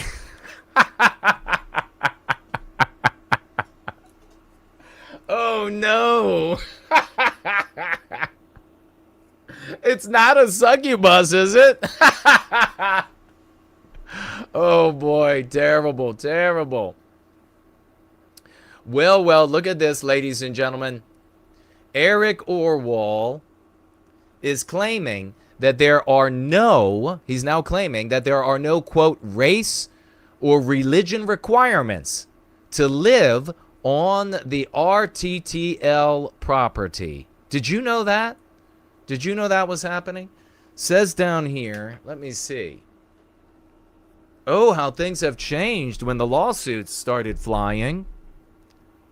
Let's see. Wisdom Woods is not a subsidiary of RTTL and is not controlled by RTTL membership. In RTTL does not carry any right to join Wisdom Woods. None of the requirements reference race, color, ancestry, or religion. So, how did they have the little deal that they were doing down there in Arkansas? How did they work it? The way it worked was like this. They told you all that RTTL is a whites-only place where you can come live with your white family, or you can come build there and build your white family there. But in reality, it was actually Wisdom Woods. And Wisdom Woods has none of these requirements. Race, color, religion, etc. You see, it seemed to me that what they hoped to do was maintain the rules of RTTL as this fraudulent cover, and then be able to fall back on, no, it's actually Wisdom Woods that owns the property, and Wisdom Woods, you can become a member just by any member suggesting you for membership. Well, that, of course, is not going to work. The courts see through that kind of a thing. Not only that, but there is a second lawsuit that is taking place, and that lawsuit entails the partner, I guess, of Eric Orwell, and I think his last name is something like Sarah, and he's being sued right now by somebody McDonald, with the last name McDonald, from California, who said that he bought shares in this guy Sarah's land scheme down in like Ecuador, and he was never given his shares. And now, and by the way, in both of the lawsuits, the white woman, or the half Jewish woman married to the black guy and has the black Jewish kids, and her lawsuit, she cites and is able to cite RTTL, Wisdom Woods, and there are some others as well. There are other names like, what are some of the other ones called? Maybe it'll come back to me. But Global something or other, Global Homestead Solutions, and something like Allegory Acres or something like this. And they're able to cite all of them as interconnected when they file these suits. So this guy said he never got a share. And this guy, partner, Eric Orwell's partner, Sarah, however you pronounce his last name, is saying, oh no, the guy doesn't have standing in the United States. He would have to file that in Ecuador or whatever country that they were in, where he did not provide him the shares that he had paid for years back. So this guy's trying to get his money back that he invested, and that lawsuit's going on. You have the lawsuit from the half-Jewish woman married to the black guy with the black Jewish kids. And now you have as well the federal investigation. They've asked for documents. So it's not quite exactly what so many were led to believe. But that's how these things work out from time to time. And finally, we have here, what do we have here? Oh my goodness. This is so typical of anti-white, white female. This is Chicago's new solution to crime. Signs on the CTA that say violence is illegal. And M. Wokeness says this is not satire. This is a joint effort between the CTA and the police in Chicago. And they have been permissible. They have permitted violence. They permitted crime. They've white erased our norms. They are females. They're uncomfortable with the kind of violence that is required to keep civility, to keep our norms in place. Those norms of policing, the norms of justice, the norms of law and order have been completely white erased.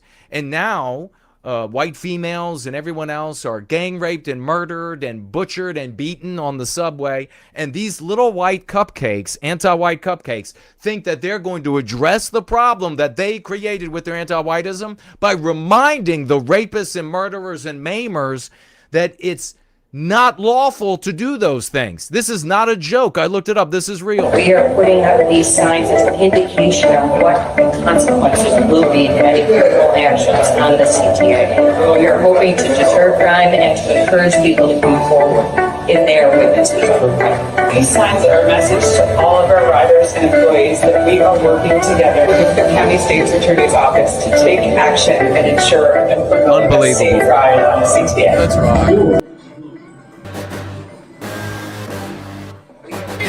In the matrix where they teach you to apologize for existing, for building, for having lighter eyes. They say check your privilege like it's original sin. Jason load the clip, nah, check your bullshit, friend. He moved like Max Payne, slow-mo on the haters, dodge every sob story. Anti-white, white traitor, they throwing reparations, he throwing facts back. History's complex, you can't paint the whole world black. From Vikings to moon landing, they want you ashamed. Jason flipped the script, now the guilty feel the pain. No victim card accepted at the door. He the final boss of going free, watch the anti-whites fall. Jason crushed white guilt like Max Payne. Bullet time flow, put the shame in the grave. They trying to chain a mind, he breaking every link. Anti-white wave, he sink that ship clink. Jason crushed white guilt like Max Payne. No remorse, no guilt, no games.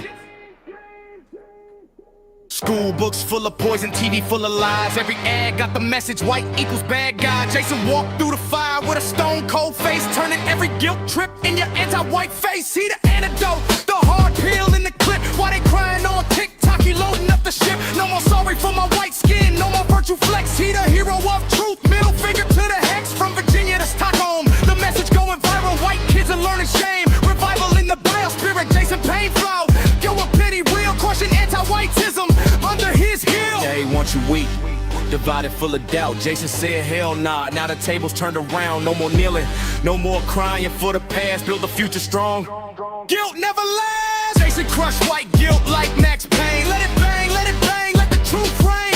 No guilt, no shame, only power in the vein. Is that white positive anthem screaming in their face.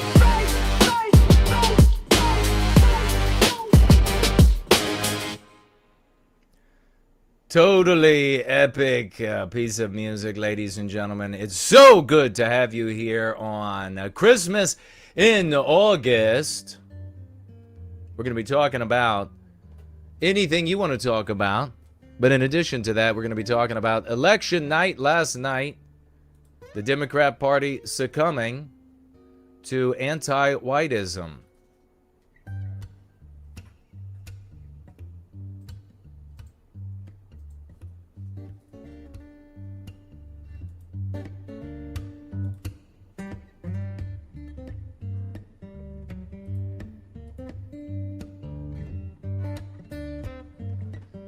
All right. Let me say hello. Can you all hear me okay? We have Triggering Anti-White Scum is with us. Good to see you. Bone Secure is here. Good to see you, brother. Land of the Fake is with us. Hello and welcome. Giuseppe is here. Good to see you, Giuseppe.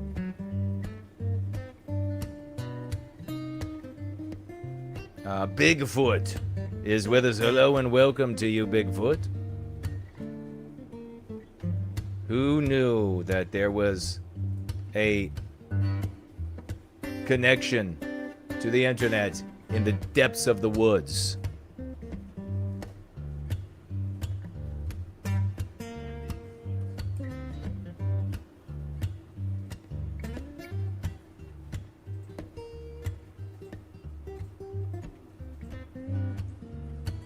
All right.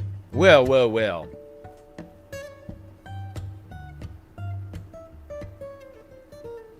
Did you know? Did you know that there was a primary last night? And the Democrat Party. So let's talk about this for a moment. Election night Livewire says here, Abdul El Sayed versus Haley Stevens as insurgent radicals fight Democrat establishment. People are looking on right now. Of course, the Republican Party defeated the Democrat Party by effectively becoming the Democrats. They embraced just about every position. The only difference between Republican and Democrat is that the Democrats are harder core anti-white than the Republicans, but the Republicans are still anti-white. And then you have the economic difference.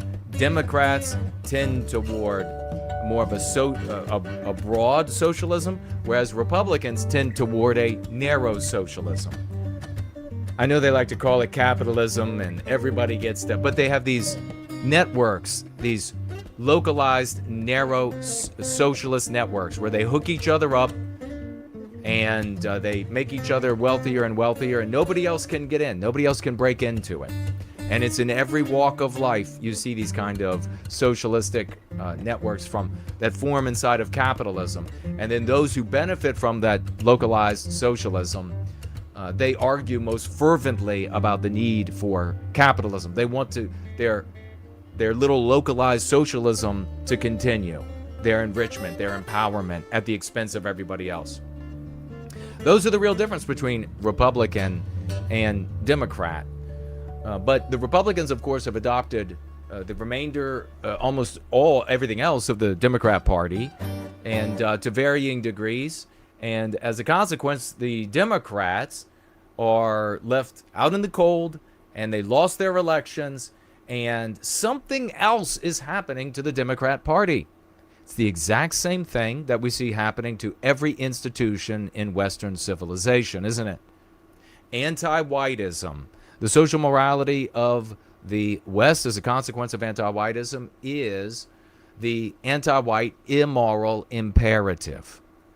As anti-whiteism's complexion has become increasingly dark-skinned, brown, yellow, black, red, and less light-skinned, like white people and Ashkenazi Jews, as it's become more dark-skinned, it turns a harsher eye on the Democrat Party.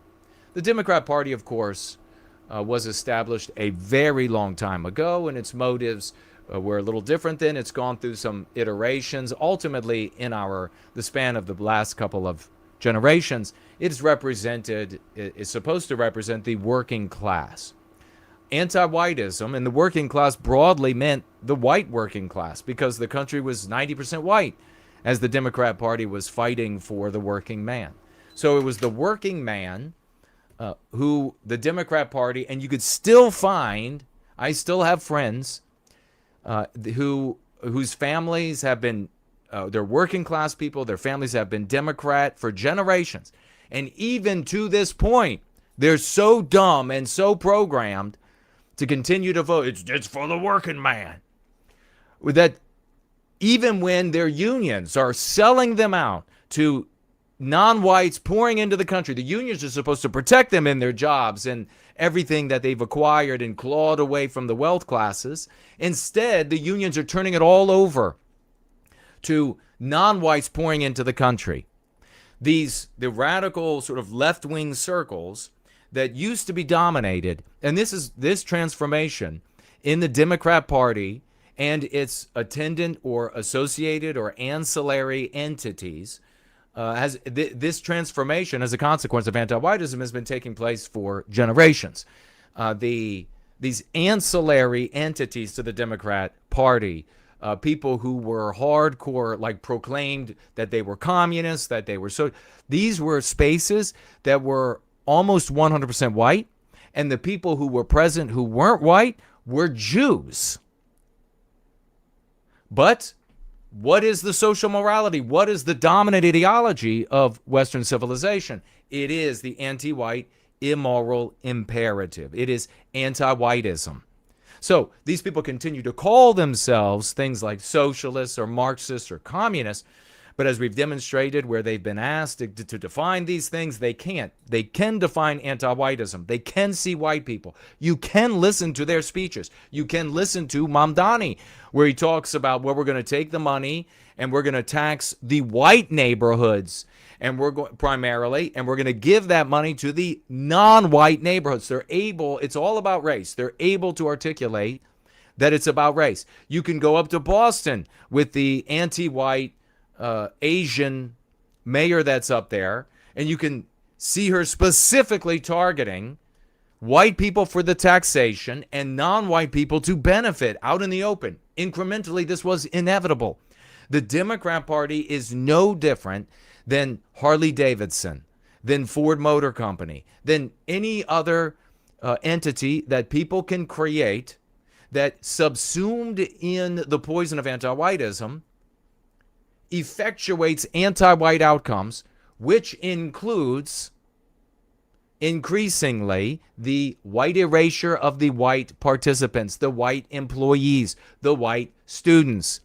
If it was always white erasure and inevitably white erasure, when anti-whites of all races, including white, said that we have to diversify a neighborhood, if it was always inevitably an anti-white conclusion, a white erasure conclusion, when they said we have to diversify Baskin Robbins, when they said we have to diversify AT&T, when they said we have to diversify Cambridge, when they said we have to diversify Harvard, if those were always and inevitably anti-white outcomes, which they have been and are, and we can look through time as they've gotten less and less white, more and more anti-white, more and more white erasure, then it was obviously going to be inevitable that white erasure was going to be the ultimate outcome of the primary political party pushing that ideology. So as so much of the country, so much of Democrat, especially like older Democrats, as they hem and haw, as the Republicans look on and gloat and come to their erroneous conclusions about what's actually happening, that the new and the young blood is just all about this communism and this socialism, and it's completely different from the old Democrat Party, and that's the differentiation between old and new. As they continue to come to those erroneous and incorrect conclusions, we can accurately see that this is the inevitable consequence of the anti-white ideology. This was inevitable for the Democrat Party. The hardcore embracing of anti-whiteism would inevitably lead to white people being white erased. And for generations now, we have watched white people in these communist movements, these global communists, these global Marxist movements, being pushed out of those organizations as those organizations have become increasingly non-white, and specifically dark-skinned non-whites, or at least not Jewish and non-whites. As they've increasingly darkened in their complexion or yellowed in their complexion, they've needed and wanted white people less and less. If white well-being was argued to be immoral in the Democrat Party in the 70s and the 80s, we could pick decades out. If it was argued to be immoral, then this El Sayed winning and all of these old Republicans, Democrats, old white Democrats, being white erased and pushed aside was an inevitability that we could understand and articulate, and we can understand and articulate very easily today. But as you can see, conservatives with their abstractionizing can't understand. And the anti-non-whites with their anti-non-white resentment politics, resentment, suffering to conceal their inadequacies, which they most often experience when they step up to a urinal, also fails because the Jews are being pushed out as well for their similarity in appearance to the white race. So, Abdul El Sayed is poised to romp over establishment Democrat Representative Haley Stevens. And the final count is in, and the goofy Haley, white female, lost. The future of the Democrat Party is non-white. The future of the Republican Party is non-white. Because the social morality is the same for both. It was inevitable that it was going to happen earlier with the Democrats because they were harder core anti-whites. It was inevitable that it would happen with the Democrats first, but it will happen with the Republicans as well. The radical transformation of the Democrat Party is center stage. Make sure you tag me as No White Guilt. It's great to see Apophis and the Nameless One and Ed and everybody here. Good to see you all. Maestro Mark says, did you see the video of the black YouTubers taking tours of Irania and plying Iranians about why they should accept racialism is what we call it, right? They were so bothered by the existence of the town. Well, naturally, because they're anti-whites. Naturally. So that's always going to be the case. We can understand. I could go, if the Iranians had any sense, they would be begging me to teach their children, to inoculate their children, to teach all of them about the Go Free strategy, if they had any sense. But what do we see? We see a lot of conservative sentiment out of the Iranians that I've heard speak. So regrettably, and when you're going to take that stance, you're going to succumb, as white people have always, when they advance abstractions rather than pride in our identity, a universal identity of our people across the globe. So yeah, not a surprise whatsoever that the anti-white would roll up in the town and say, why don't you want to embrace multiracialism? Westman is here. Chattistan is here. We're going to be getting together for the Rebel Roundtable. The Ivan is here. Soon as we're done here today. Garlos is in the house. First Last is here. Hello and welcome. Michael is here. Good to see you. Thank you for showing up. I appreciate everybody coming over. Celine says RTTL always gave her the vibes of a sex cult, especially being out in the middle of nowhere. Jay Bishop is here.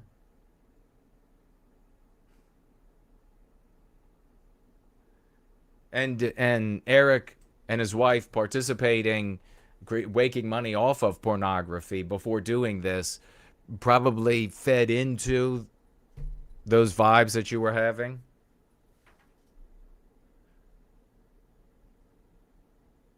Samuski says, things I'm tired of hearing.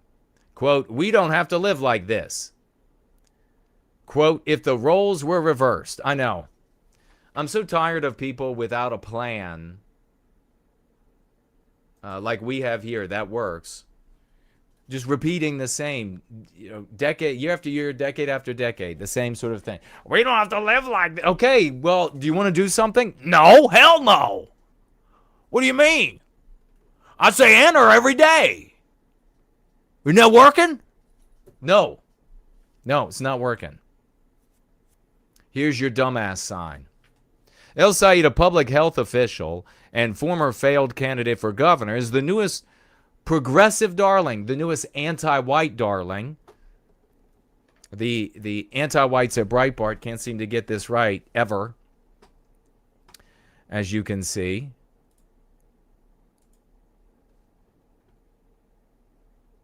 Increasingly calling the shots in the Democrat Party. While he is no former member of the Democrat Socialists of America, the Ascendant Power Center of Left-Wing American Politics, DSA, officials like Senator Bernie Sanders and Representative AOC have campaigned hard for him, including stops in Michigan.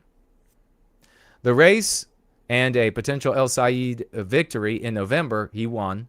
November. So he won the primary. Could have monumental ramifications. Yes, don't worry about the socialism. It's the anti-whiteism that's going to get you. Their arguments about, well, we're going to get rid of the Senate. Republicans will be able to combat that. Well, we're going to take all the money away from all the big businesses and we're going to just hand it out to the Republicans will be able to stop that. Your entire life, no worries. The Republicans will be able to stop that from happening. But when they argue for we need more anti-whiteism in schools, they'll be able to do that. We need more anti-whiteism in the workplace. They'll be able to do that. We need to be more anti-white on the global stage. They will be able to do that. So you don't have to worry about their wild claim. The wild claims that these anti-whites are making, not socialists, not communists, not Marxists, anti-whites. The wild claims that they're making is just to get attention for themselves as individual candidates. Each one wants to say something a little bit more radical than the one before to get the attention of the base, of the financiers, of the voters, etc. on their side. That's all that is. You see, when they get into the general, they walk it back some, the most radical comments, because they know they've got to get votes from scared Democrats and independents and things like this. So they walk that back some. It's the anti-whiteism you have to watch out for.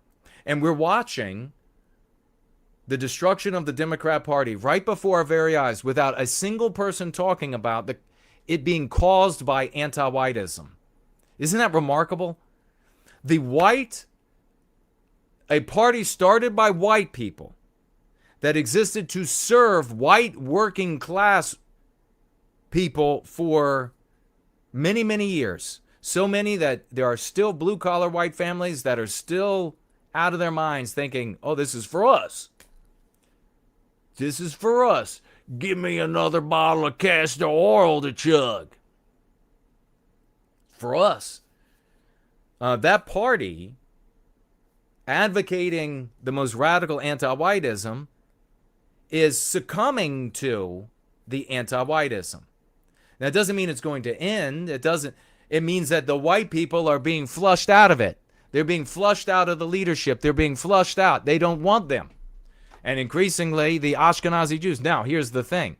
The Ashkenazi Jews will be allowed to come back to the Democrat Party. Any of them that have been run off, they will be allowed to come back. Rest assured, they'll find a way to walk the tightrope of the capitalist colonial power of Israel and the Jews that support it, and specifically the Ashkenazi Jews, and the financing of Democrat anti-white politics. So they'll find a way to make it work. But the white people, they're out.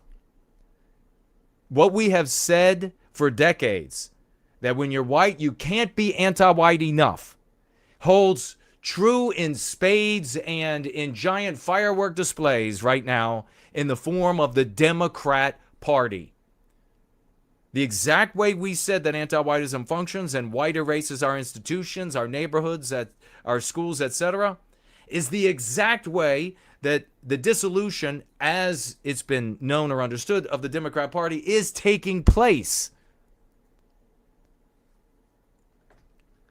Unlike New York City, Mayor Zoran Mandani, who was born in Uganda, El Said was born in the United States and therefore eligible to run for president. A post in which he is rumored to harbor ambitions. How would you like to have El Said as the president of the United States? You don't push back on the social morality of the West today with the white positive morality. If you don't do that with these tools, he will be your president, or his equivalent will become the president of the United States. Other down-ballot races in Michigan, as well as gubernatorial primaries, or noteworthy primaries, also took place on Tuesday in Virginia, Missouri, Kansas, and Washington. But the charismatic, I love how they always use, it's despicable, this misuse of this word charismatic. It's used to bludgeon people that are, well, generally, anybody that somebody doesn't like, they can bludgeon them, or they will bludgeon them with, oh, you're not charismatic, you're uncharismatic. And you see it in the media all the time. They'll say of people who resist or push back against anti-whiteism, they're uncharismatic. And then the ones who are for anti-white, they're wildly charismatic. The reality is that whether or not an individual is considered to have charisma is dependent upon the audience who has concluded he has or has not or does not have charisma. What kind of people are those? And what is the situation that we find ourselves in vis-a-vis those individuals elevating certain people like El Said as charismatic? Charismatic is to say that they automatically deserve leadership. People identify and like, if we bring in another 50 million Arabs, will El Said's charisma increase or decrease? Well, it's going to increase. Does that mean he's better for us? Does that mean we should all conclude even more so that it's inevitable that El Said or somebody like him, his equivalent, should become president? That our House of Representatives, our Senate, our judiciary should be filled with individuals like this? Does it make it legitimate? Of course not. Of course not.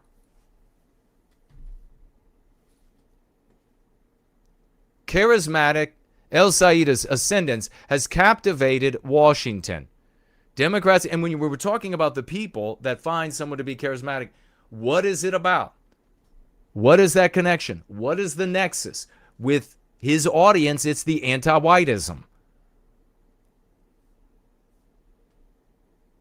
Democrats and Republicans like with a mixture of awe of his political skills and anxiety over where he might take the party, which he has co-opted. And here's another obvious error, is you're going to now have resentment sphere losers who will look at these people, will call them by the names of their taking because they're morons, we'll call them socialists, Marxists, etc., and then we'll say, look at how they took over their party, and then therefore we could take over the Republican Party.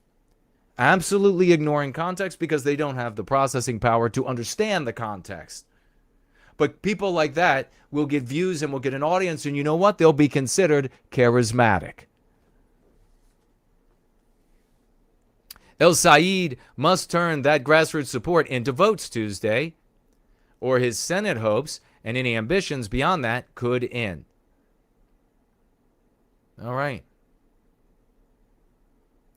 So it says here on an update, he ended up winning. DSA-backed candidate Donovan McKinney has dated two-term incumbent. Who knows what that's about? Maybe another piece of news, but somehow related. Here it is, another update. NBC projects that Abdul El Said will defeat Rep. Haley Stevens with 89% of the vote in. So this is where this was inevitable. As we watch this through the lens of Go Free, we knew all along that as a consequence of advancing anti-whiteism, they would be able to move the dial within the party to the point that the white people who were present, the white females who were present, are determined to be not relevant, not meaningful, not necessary, and objectionable as they are white. So, as I've said for decades, if you're white, you can never be anti-white enough. There's always going to come a day that it's too little, too late, and your white ass will be gone. Let me take a look at what you all are saying and see if there are any financial gifts before we decide to roll on over to the Rebel Roundtable during this Christmas in August.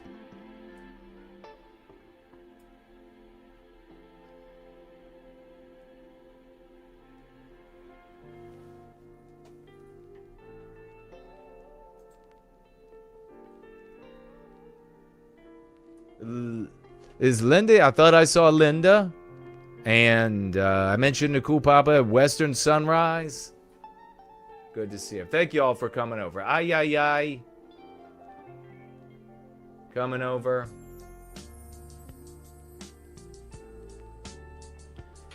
Franklin Ator says, doesn't it seem like MTG, Massey, Tucker are trying to form some kind of race-blind, anti-whiteism-blind, third party or alternative political faction?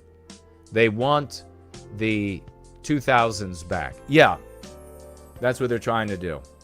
Exactly right. Just ignore the anti-whiteism in the room that is completely destroying the white race. We just need to keep advancing the hardest core conservatism of abstractionizing as we possibly can. Just be a robust individual, and let's just argue to all of these people that they need to be selfish, robust individuals, and then we'll win, because everybody will divest ourselves of all of our creations, all of our works. We'll say that it belongs to everybody, everything we've ever done. It belongs to the world. The West belongs to the world. If you have the opinion of liberty, then you are an American anywhere you are on the world, and then we'll win. Now, that's not going to win. That's never won.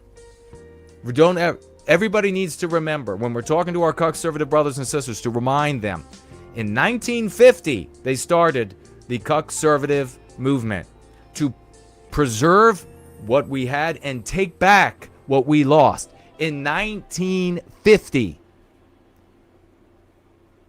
have we preserved anything, much less take back anything? In 2026, nothing whatsoever. Filthy, angry Irish peasant is here. I cannot believe anti-white whites have fallen this far. No sense of self-preservation, none. Well, precisely. No, their entire focus. You know, it's like getting target fixation. And it's a well-known phenomenon. You get fixed on something and then you miss all of the other dangers that can almost be right in front of you. Well, anti-whites who are white are in pursuit of the victimization of Western kind, the white erasure of our norms, in the infinite number of ways that you can victimize our people. And they're in the pursuit of that victimization.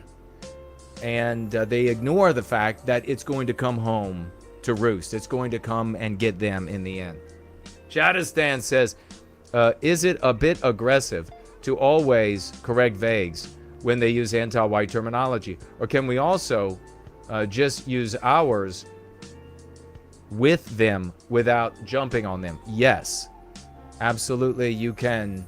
That's what I've done. In some cases, depending upon where the person is and how close I might be to that person, I might outright recommend. But in most cases, especially if what they've said is particularly egregious and harmful to our people, I will re-say what they just said, but I'll translate it in a way that's productive. And I will be agreeing with them the whole time. If they say, yeah, they're terribly racist, I say, yeah, they're absolutely anti-white. Yes, I agree with you 100%. And then, so you see, they can, what you might be talking about there, they could be talking about using their terminology as they interpret the world. And then you could just use our terminology as we interpret the world. And that invites them to gently come around. And this, the important part here is to say the lexicon, to use the lexicon as though the world uses it, everyone says it, this is the norm, it is abnormal. And if you're put in to not use it, if you're put into a scenario where they say, well, what's that? You know, because they're thinking, I said something different. What's that? Oh, well, this is everybody's saying this now because it more clearly represents what's taking place, like white erasure. It more clearly represents what's happening to the country, to our city, to our town, to our educational system, to our criminal justice system. It more clearly represents. Everybody's saying this now. If you're talking with an older person, all of the young people are saying this now. If you're talking to a mildly educated person, all of the smart people are saying this now. So you got to know where to hook folks to bring them along. But absolutely, you're 100% right, and thank you for thinking about this and raising the question, because other people have been thinking about it, or they would have been.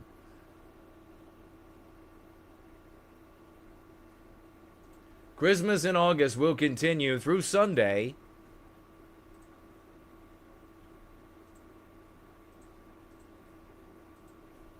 And we will continue to enjoy ourselves. Christmas in August. Let me see what you all are saying over here. We'll get to the financial gifts, see if there are any tags. Trigger Anti-White says, what's up, brother? Good to see you, man. Audio is good. You're an effing animal. Thank you, my brother. Thank you. Appreciate it. Christmas in August. We're doing something different. Having some fun. It's the right time of year to have a Temu Christmas, I think. A little bit of celebration. As you can see with my stocking there, used to say nowhiteguilt.org. Now it simply says nowhiteguilt OG. So I said, that's appropriate. That's appropriate for our get-together. There's the Mestizo cough. Great to see you, brother. What should we eat for Christmas in August? Well, now that's a good question. Thank you for asking it. What should be our meal for Christmas in August? This coming Sunday, ladies and gentlemen, Church of the West, this coming Sunday, we're going to put together a meal for Christmas in August, and Mestizo Carf is kicking it off for us, posing the question, what do we eat for Christmas in August? Is it like a Temu version of a normal Christmas meal? We got Michael saying some grilled ham. Do we have like a turkey sandwich rather than a turkey? What do we do? We visit the dump rather than have dumplings? Arby's. Franklin says, Deep Web says dark turkey. We should eat August pie and end of summer jam, says Kupapa J Magic. Franklinator says, let's all go to Arby's. Flesh of goose, says the Ivan. Flesh of the goose. I don't know about that. I don't know. I don't know. We missed a financial gift on Sunday. It came late, at least for me. Let's get out the August emojis for the one and only First Last. Ladies and gentlemen, First Last. This past Sunday, $30.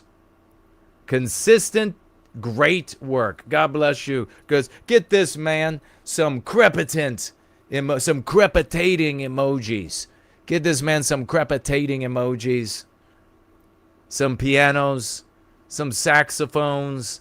$30 from this champion on Sunday.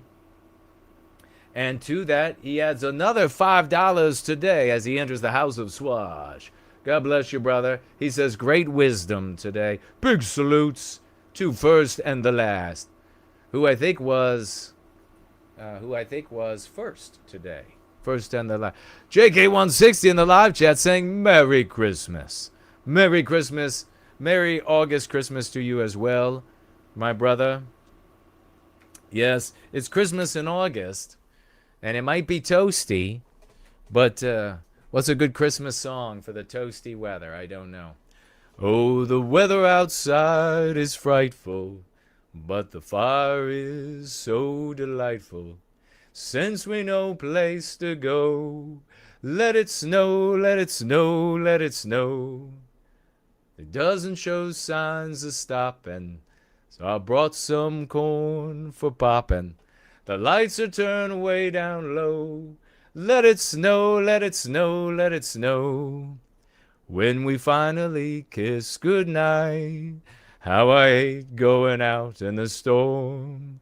But if you really hold me tight, all the way home I'll be warm. The fire is slowly dying, and my dear, we're still goodbying. As long as you love me so, let it snow, let it snow, let it snow. Yeah, baby! Christmas in August! Let's hear it for the one and only DB50, ladies and gentlemen. DB50, dude bro moment, $50 financial gift. He's not here yet, but you know he will be very soon, and he will write for White Wellbeing. Let's get some crepitating emojis for our brother, dude bro moment, $50. Jerome V is in the house. Good to see you, brother. And he says beef and butter for our Sunday Church of the West Christmas dinner. Beef and butter. All right, let's see if we got anybody over here. And no, we didn't miss anybody there. Let's see about here. Nope, didn't miss anybody there. Turn around over here. I think we got one over here. We started off today with Dallas Malloy of West Coast Shade. 6 p.m. Eastern Standard Time. Tomorrow, the party continues. You're not going to want to miss that. Triggering Anti-White Scum, a $2 financial gift. Thank you, brother. He says the majority of the public in Western civilization have been unconsciously programmed with anti-whiteism and also misandry, hatred, and suspicion of masculine white men.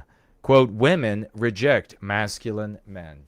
It's true. And you know what's awesome? I just love that this community knows what misandry is.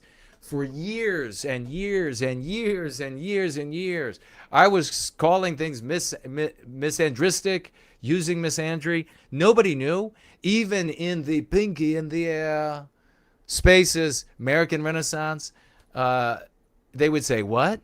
What? It's because I didn't say Jew, so you don't know.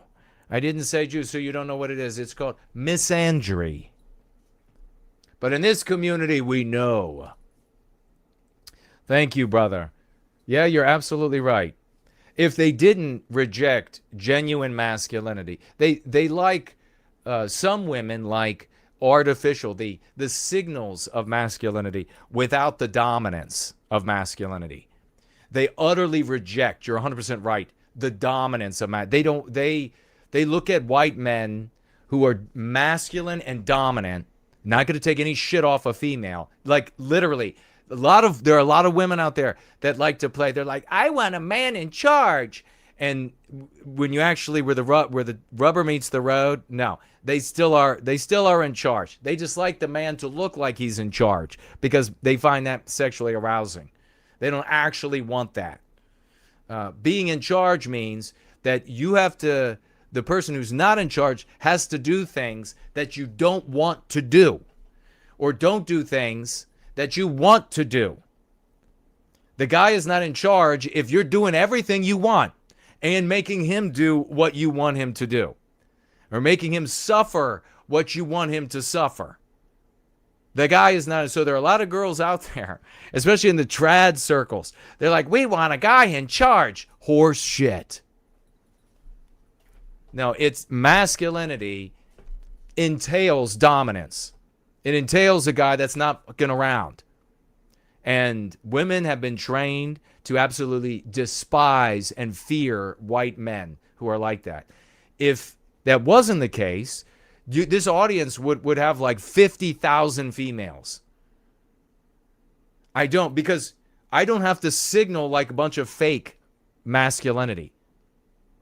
Like always wearing like a flannel and have a gun on the wall and a picture of, a tank jumping in the air, and then videos of me like shooting constantly and bow and arrow and all this other kind of shit that they're working out and all this they see that and they're like, oh, the signals, it's fake. It's just like, it's like a Ken doll. You get him a army uniform and you get him a Jeep and it's just all the fake. I don't have to do all the fake because I'm actually masculine, white male, and dominant. So don't fuck around.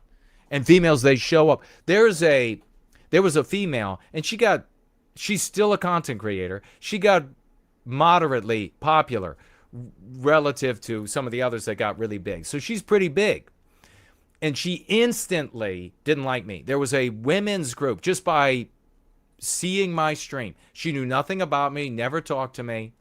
And the way I know about this is because she went back to this women's group, and she's a pagan.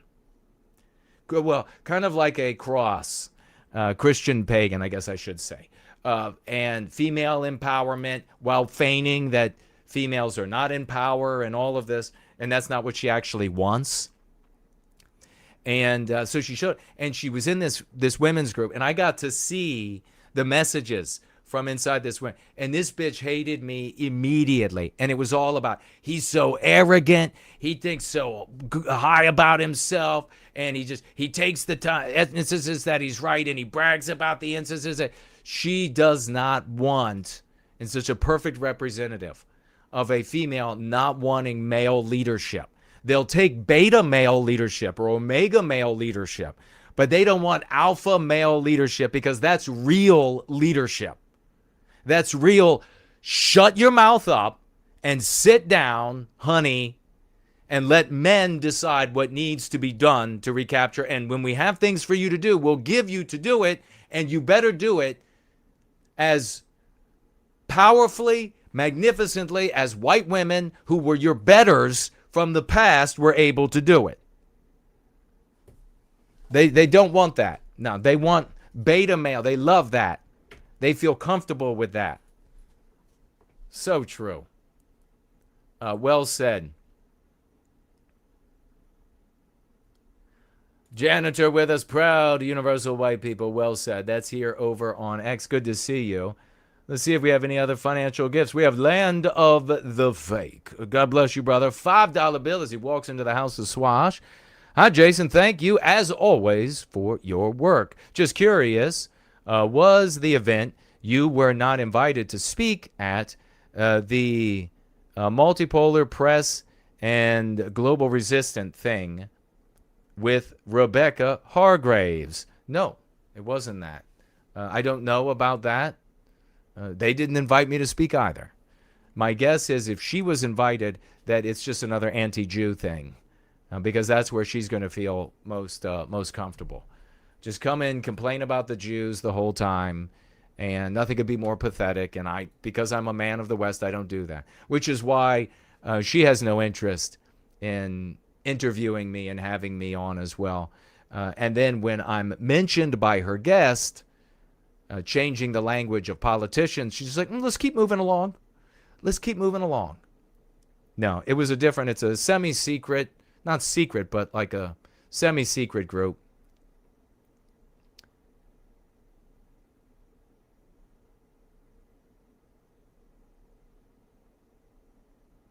And yeah, they more than happy to have me pay and sit in attendance as a marvelously appointed guest.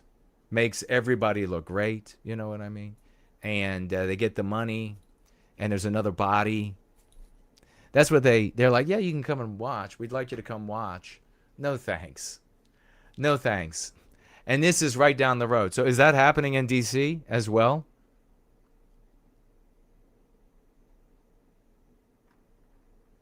It's so pathetic. All of this childishness. I'm so tired of it. And I think that it is, we're almost at that point. Let me see what you all have to say. We'll be heading over to the party, the after party, in a way. Rebel Roundtable. Selena, the passive boyfriend, she couldn't handle it. Irish Peasant says, hashtag no white grift. Exactly. Yeah, nice. We need to tell those losers. No grift.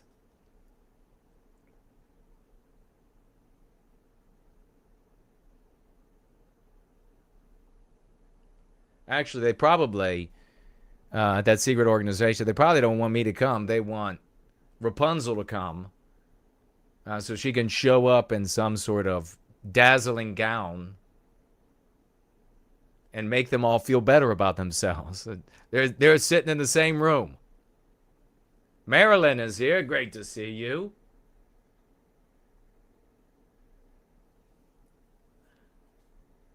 Chattistan says, for real, we need a Jason Kuna workout vid. I could do some workout vid maybe. I was thinking about going to the batting cages, and I haven't been in many years. Many years. But so I was getting the urge. Haven't swung a baseball bat in too long.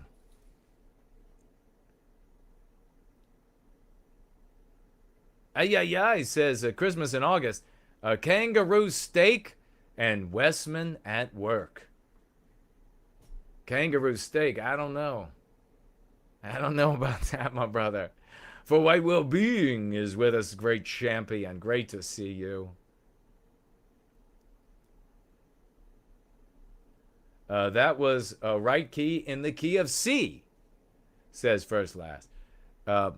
My singing? I have no idea about keys.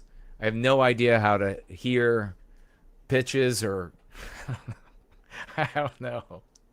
I do not know. But whatever it was something was the right key, the key of C. Thank you, brother. I know how to swing a baseball bat, though. At least I used to.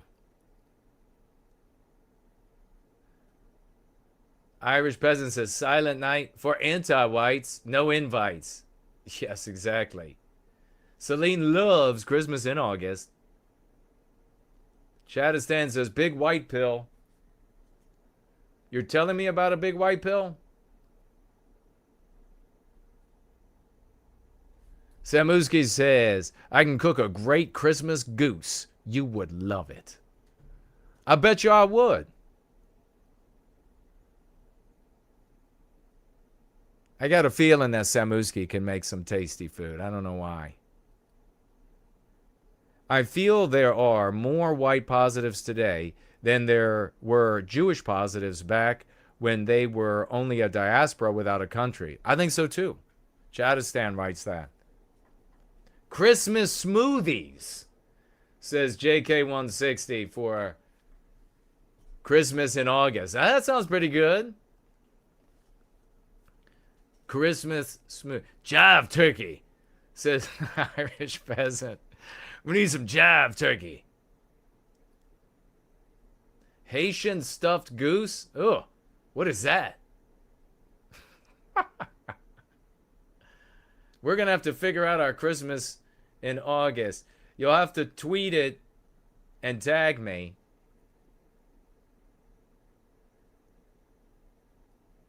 Oh, first last wants to know Kate could come to his show in a dazzling gown.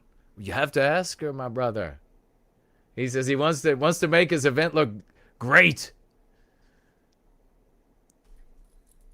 I started a workout program I want to share on the Rebel Roundtable. Well, we'll happily give you the mic. I want to hear it. So it was my singing. Well. I was hitting an actual note, apparently. Hitting an actual key. That's marvelous. Thank you for telling me. I appreciate it.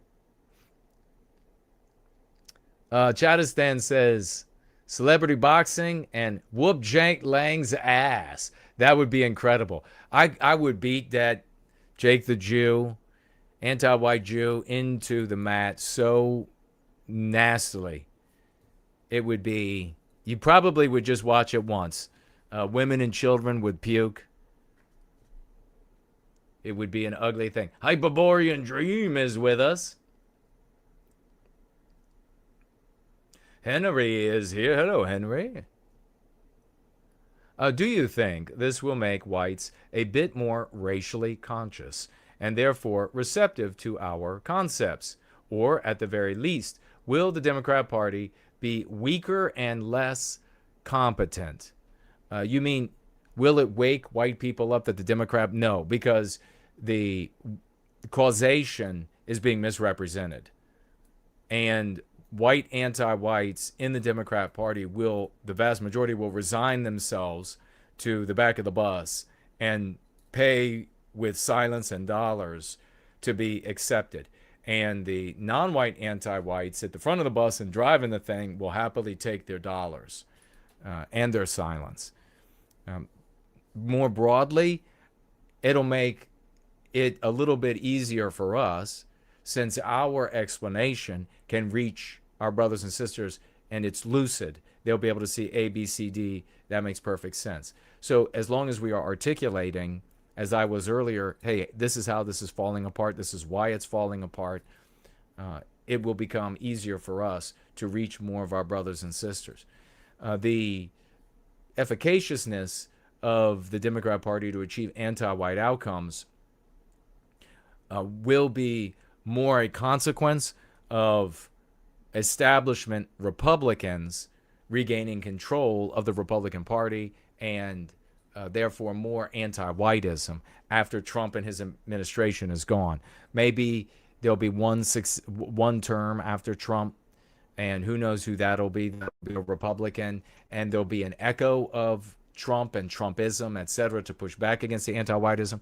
But it'll be the Republican Party becoming more anti-white that will bring back the strength of the Democrat Party, because then people will just be juggling, well, who is it really worth going out to vote for a Republican when they're going to do essentially the same thing as the Democrats are going to end up wanting to do?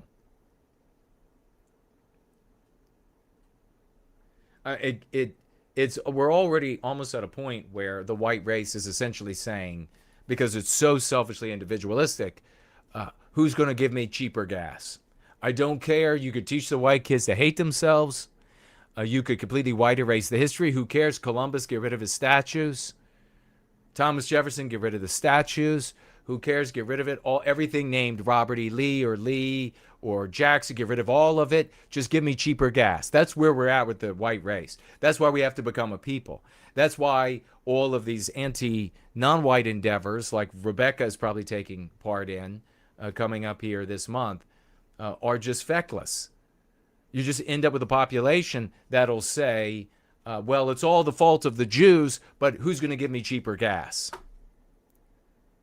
country sucks and we're spending trillions abroad for other groups of people, but who's going to give me cheaper gas? That's what I care about. And you're not going to survive as a people that way, obviously. Great question.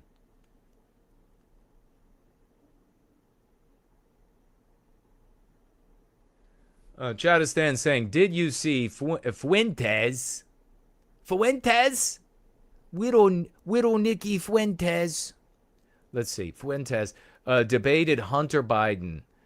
No, I only heard that he had a conversation. I didn't know anything about it. And I thought, how apropos. I mean, how would you actually, as known a figure as he is, would you want to meet Hunter? Not me. This guy, like, has had incest with relatives who were children. And I mean, this makes perfect sense because Kanye West, of course, had incest that was with a child in his youth when he was a young man. So he was a young man having, which is of course pedophilia, incest, homosexual pedophilia, Kanye West. And Nick Fuentes can't say enough good about the guy. Total genius, he says, even though he clearly would barely be able to be a janitor, let's face it. So he wouldn't be able to be a good janitor, I mean, honestly. And then he goes and meets with a guy who did the same thing, a white guy who did the same thing. Incest. Well, no, it wasn't homosexual. Incest pedophilia. This guy did. I mean, check it out. It's my opinion. Check it out for yourself. We're on YouTube, of course. Check it out for yourself. But Fuentes is going to have that as company? Of course. Of course. I would not have, for debate purposes, nothing. I would come anywhere close to anybody like this. But since Fuentes is all about Fuentes, that's all he cares about. He doesn't care about his reputation and what claiming loyalty to him or etc. does to his followers. Could you imagine people who, especially before Kanye West, who know about the homosexual incest pedophilia, who know about that and then heard maybe you, if you're listening to my voice now or in replay, say that you're a huge follower of Nick Fuentes, and Fuentes is saying that he's the biggest fan of this guy that behaved that way. Imagine what that does to your reputation. Herman is here. So no, they went on, he debated, and he said that Nick lost badly. Chadistan says. A WWB advocate, a white wellbeing advocate, could have torn every one of Biden's arguments to shreds. Well, I might have to watch that then. I'll have to find it and see. What was debated there and why Fuentes lost so bad. It's on the internet. It just comes down to who has the bigger audience, almost entirely. Who has the bigger audience, and that audience is going to go tell everybody that their favorite content creator won the debate. That's really what it comes down to in most cases. But if Fuentes, with his colossal audience, was trounced by a crack, coke, methamphetamine, heroin using, incestuous pedophile, and Fuentes lost to that, yeah, that's really saying something.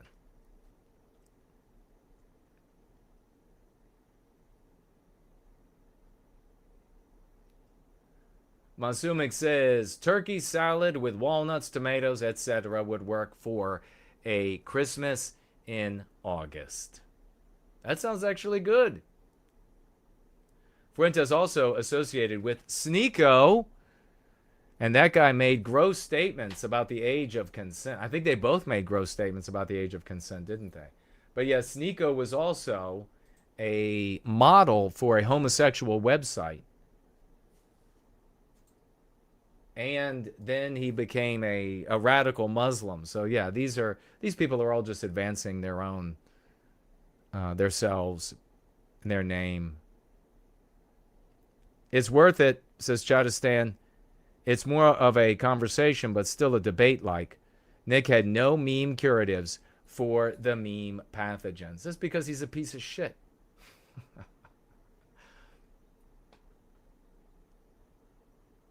All right. We're going to head on over. Herman is here. We're going to head on over to the Rebel Roundtable. And we'll continue tonight's fun.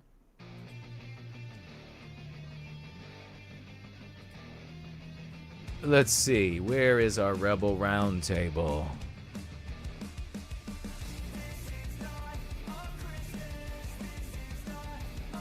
A Christmas song. All right.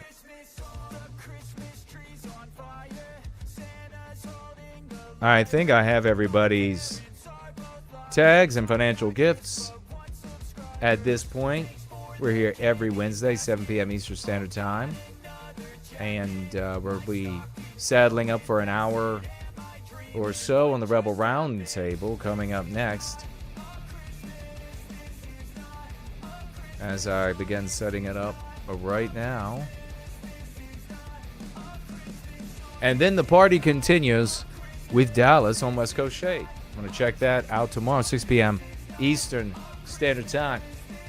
It's Christmas in August, and we're recapturing our destiny. Big Promethean salutes to everybody. Love you all. Go free. Roll out.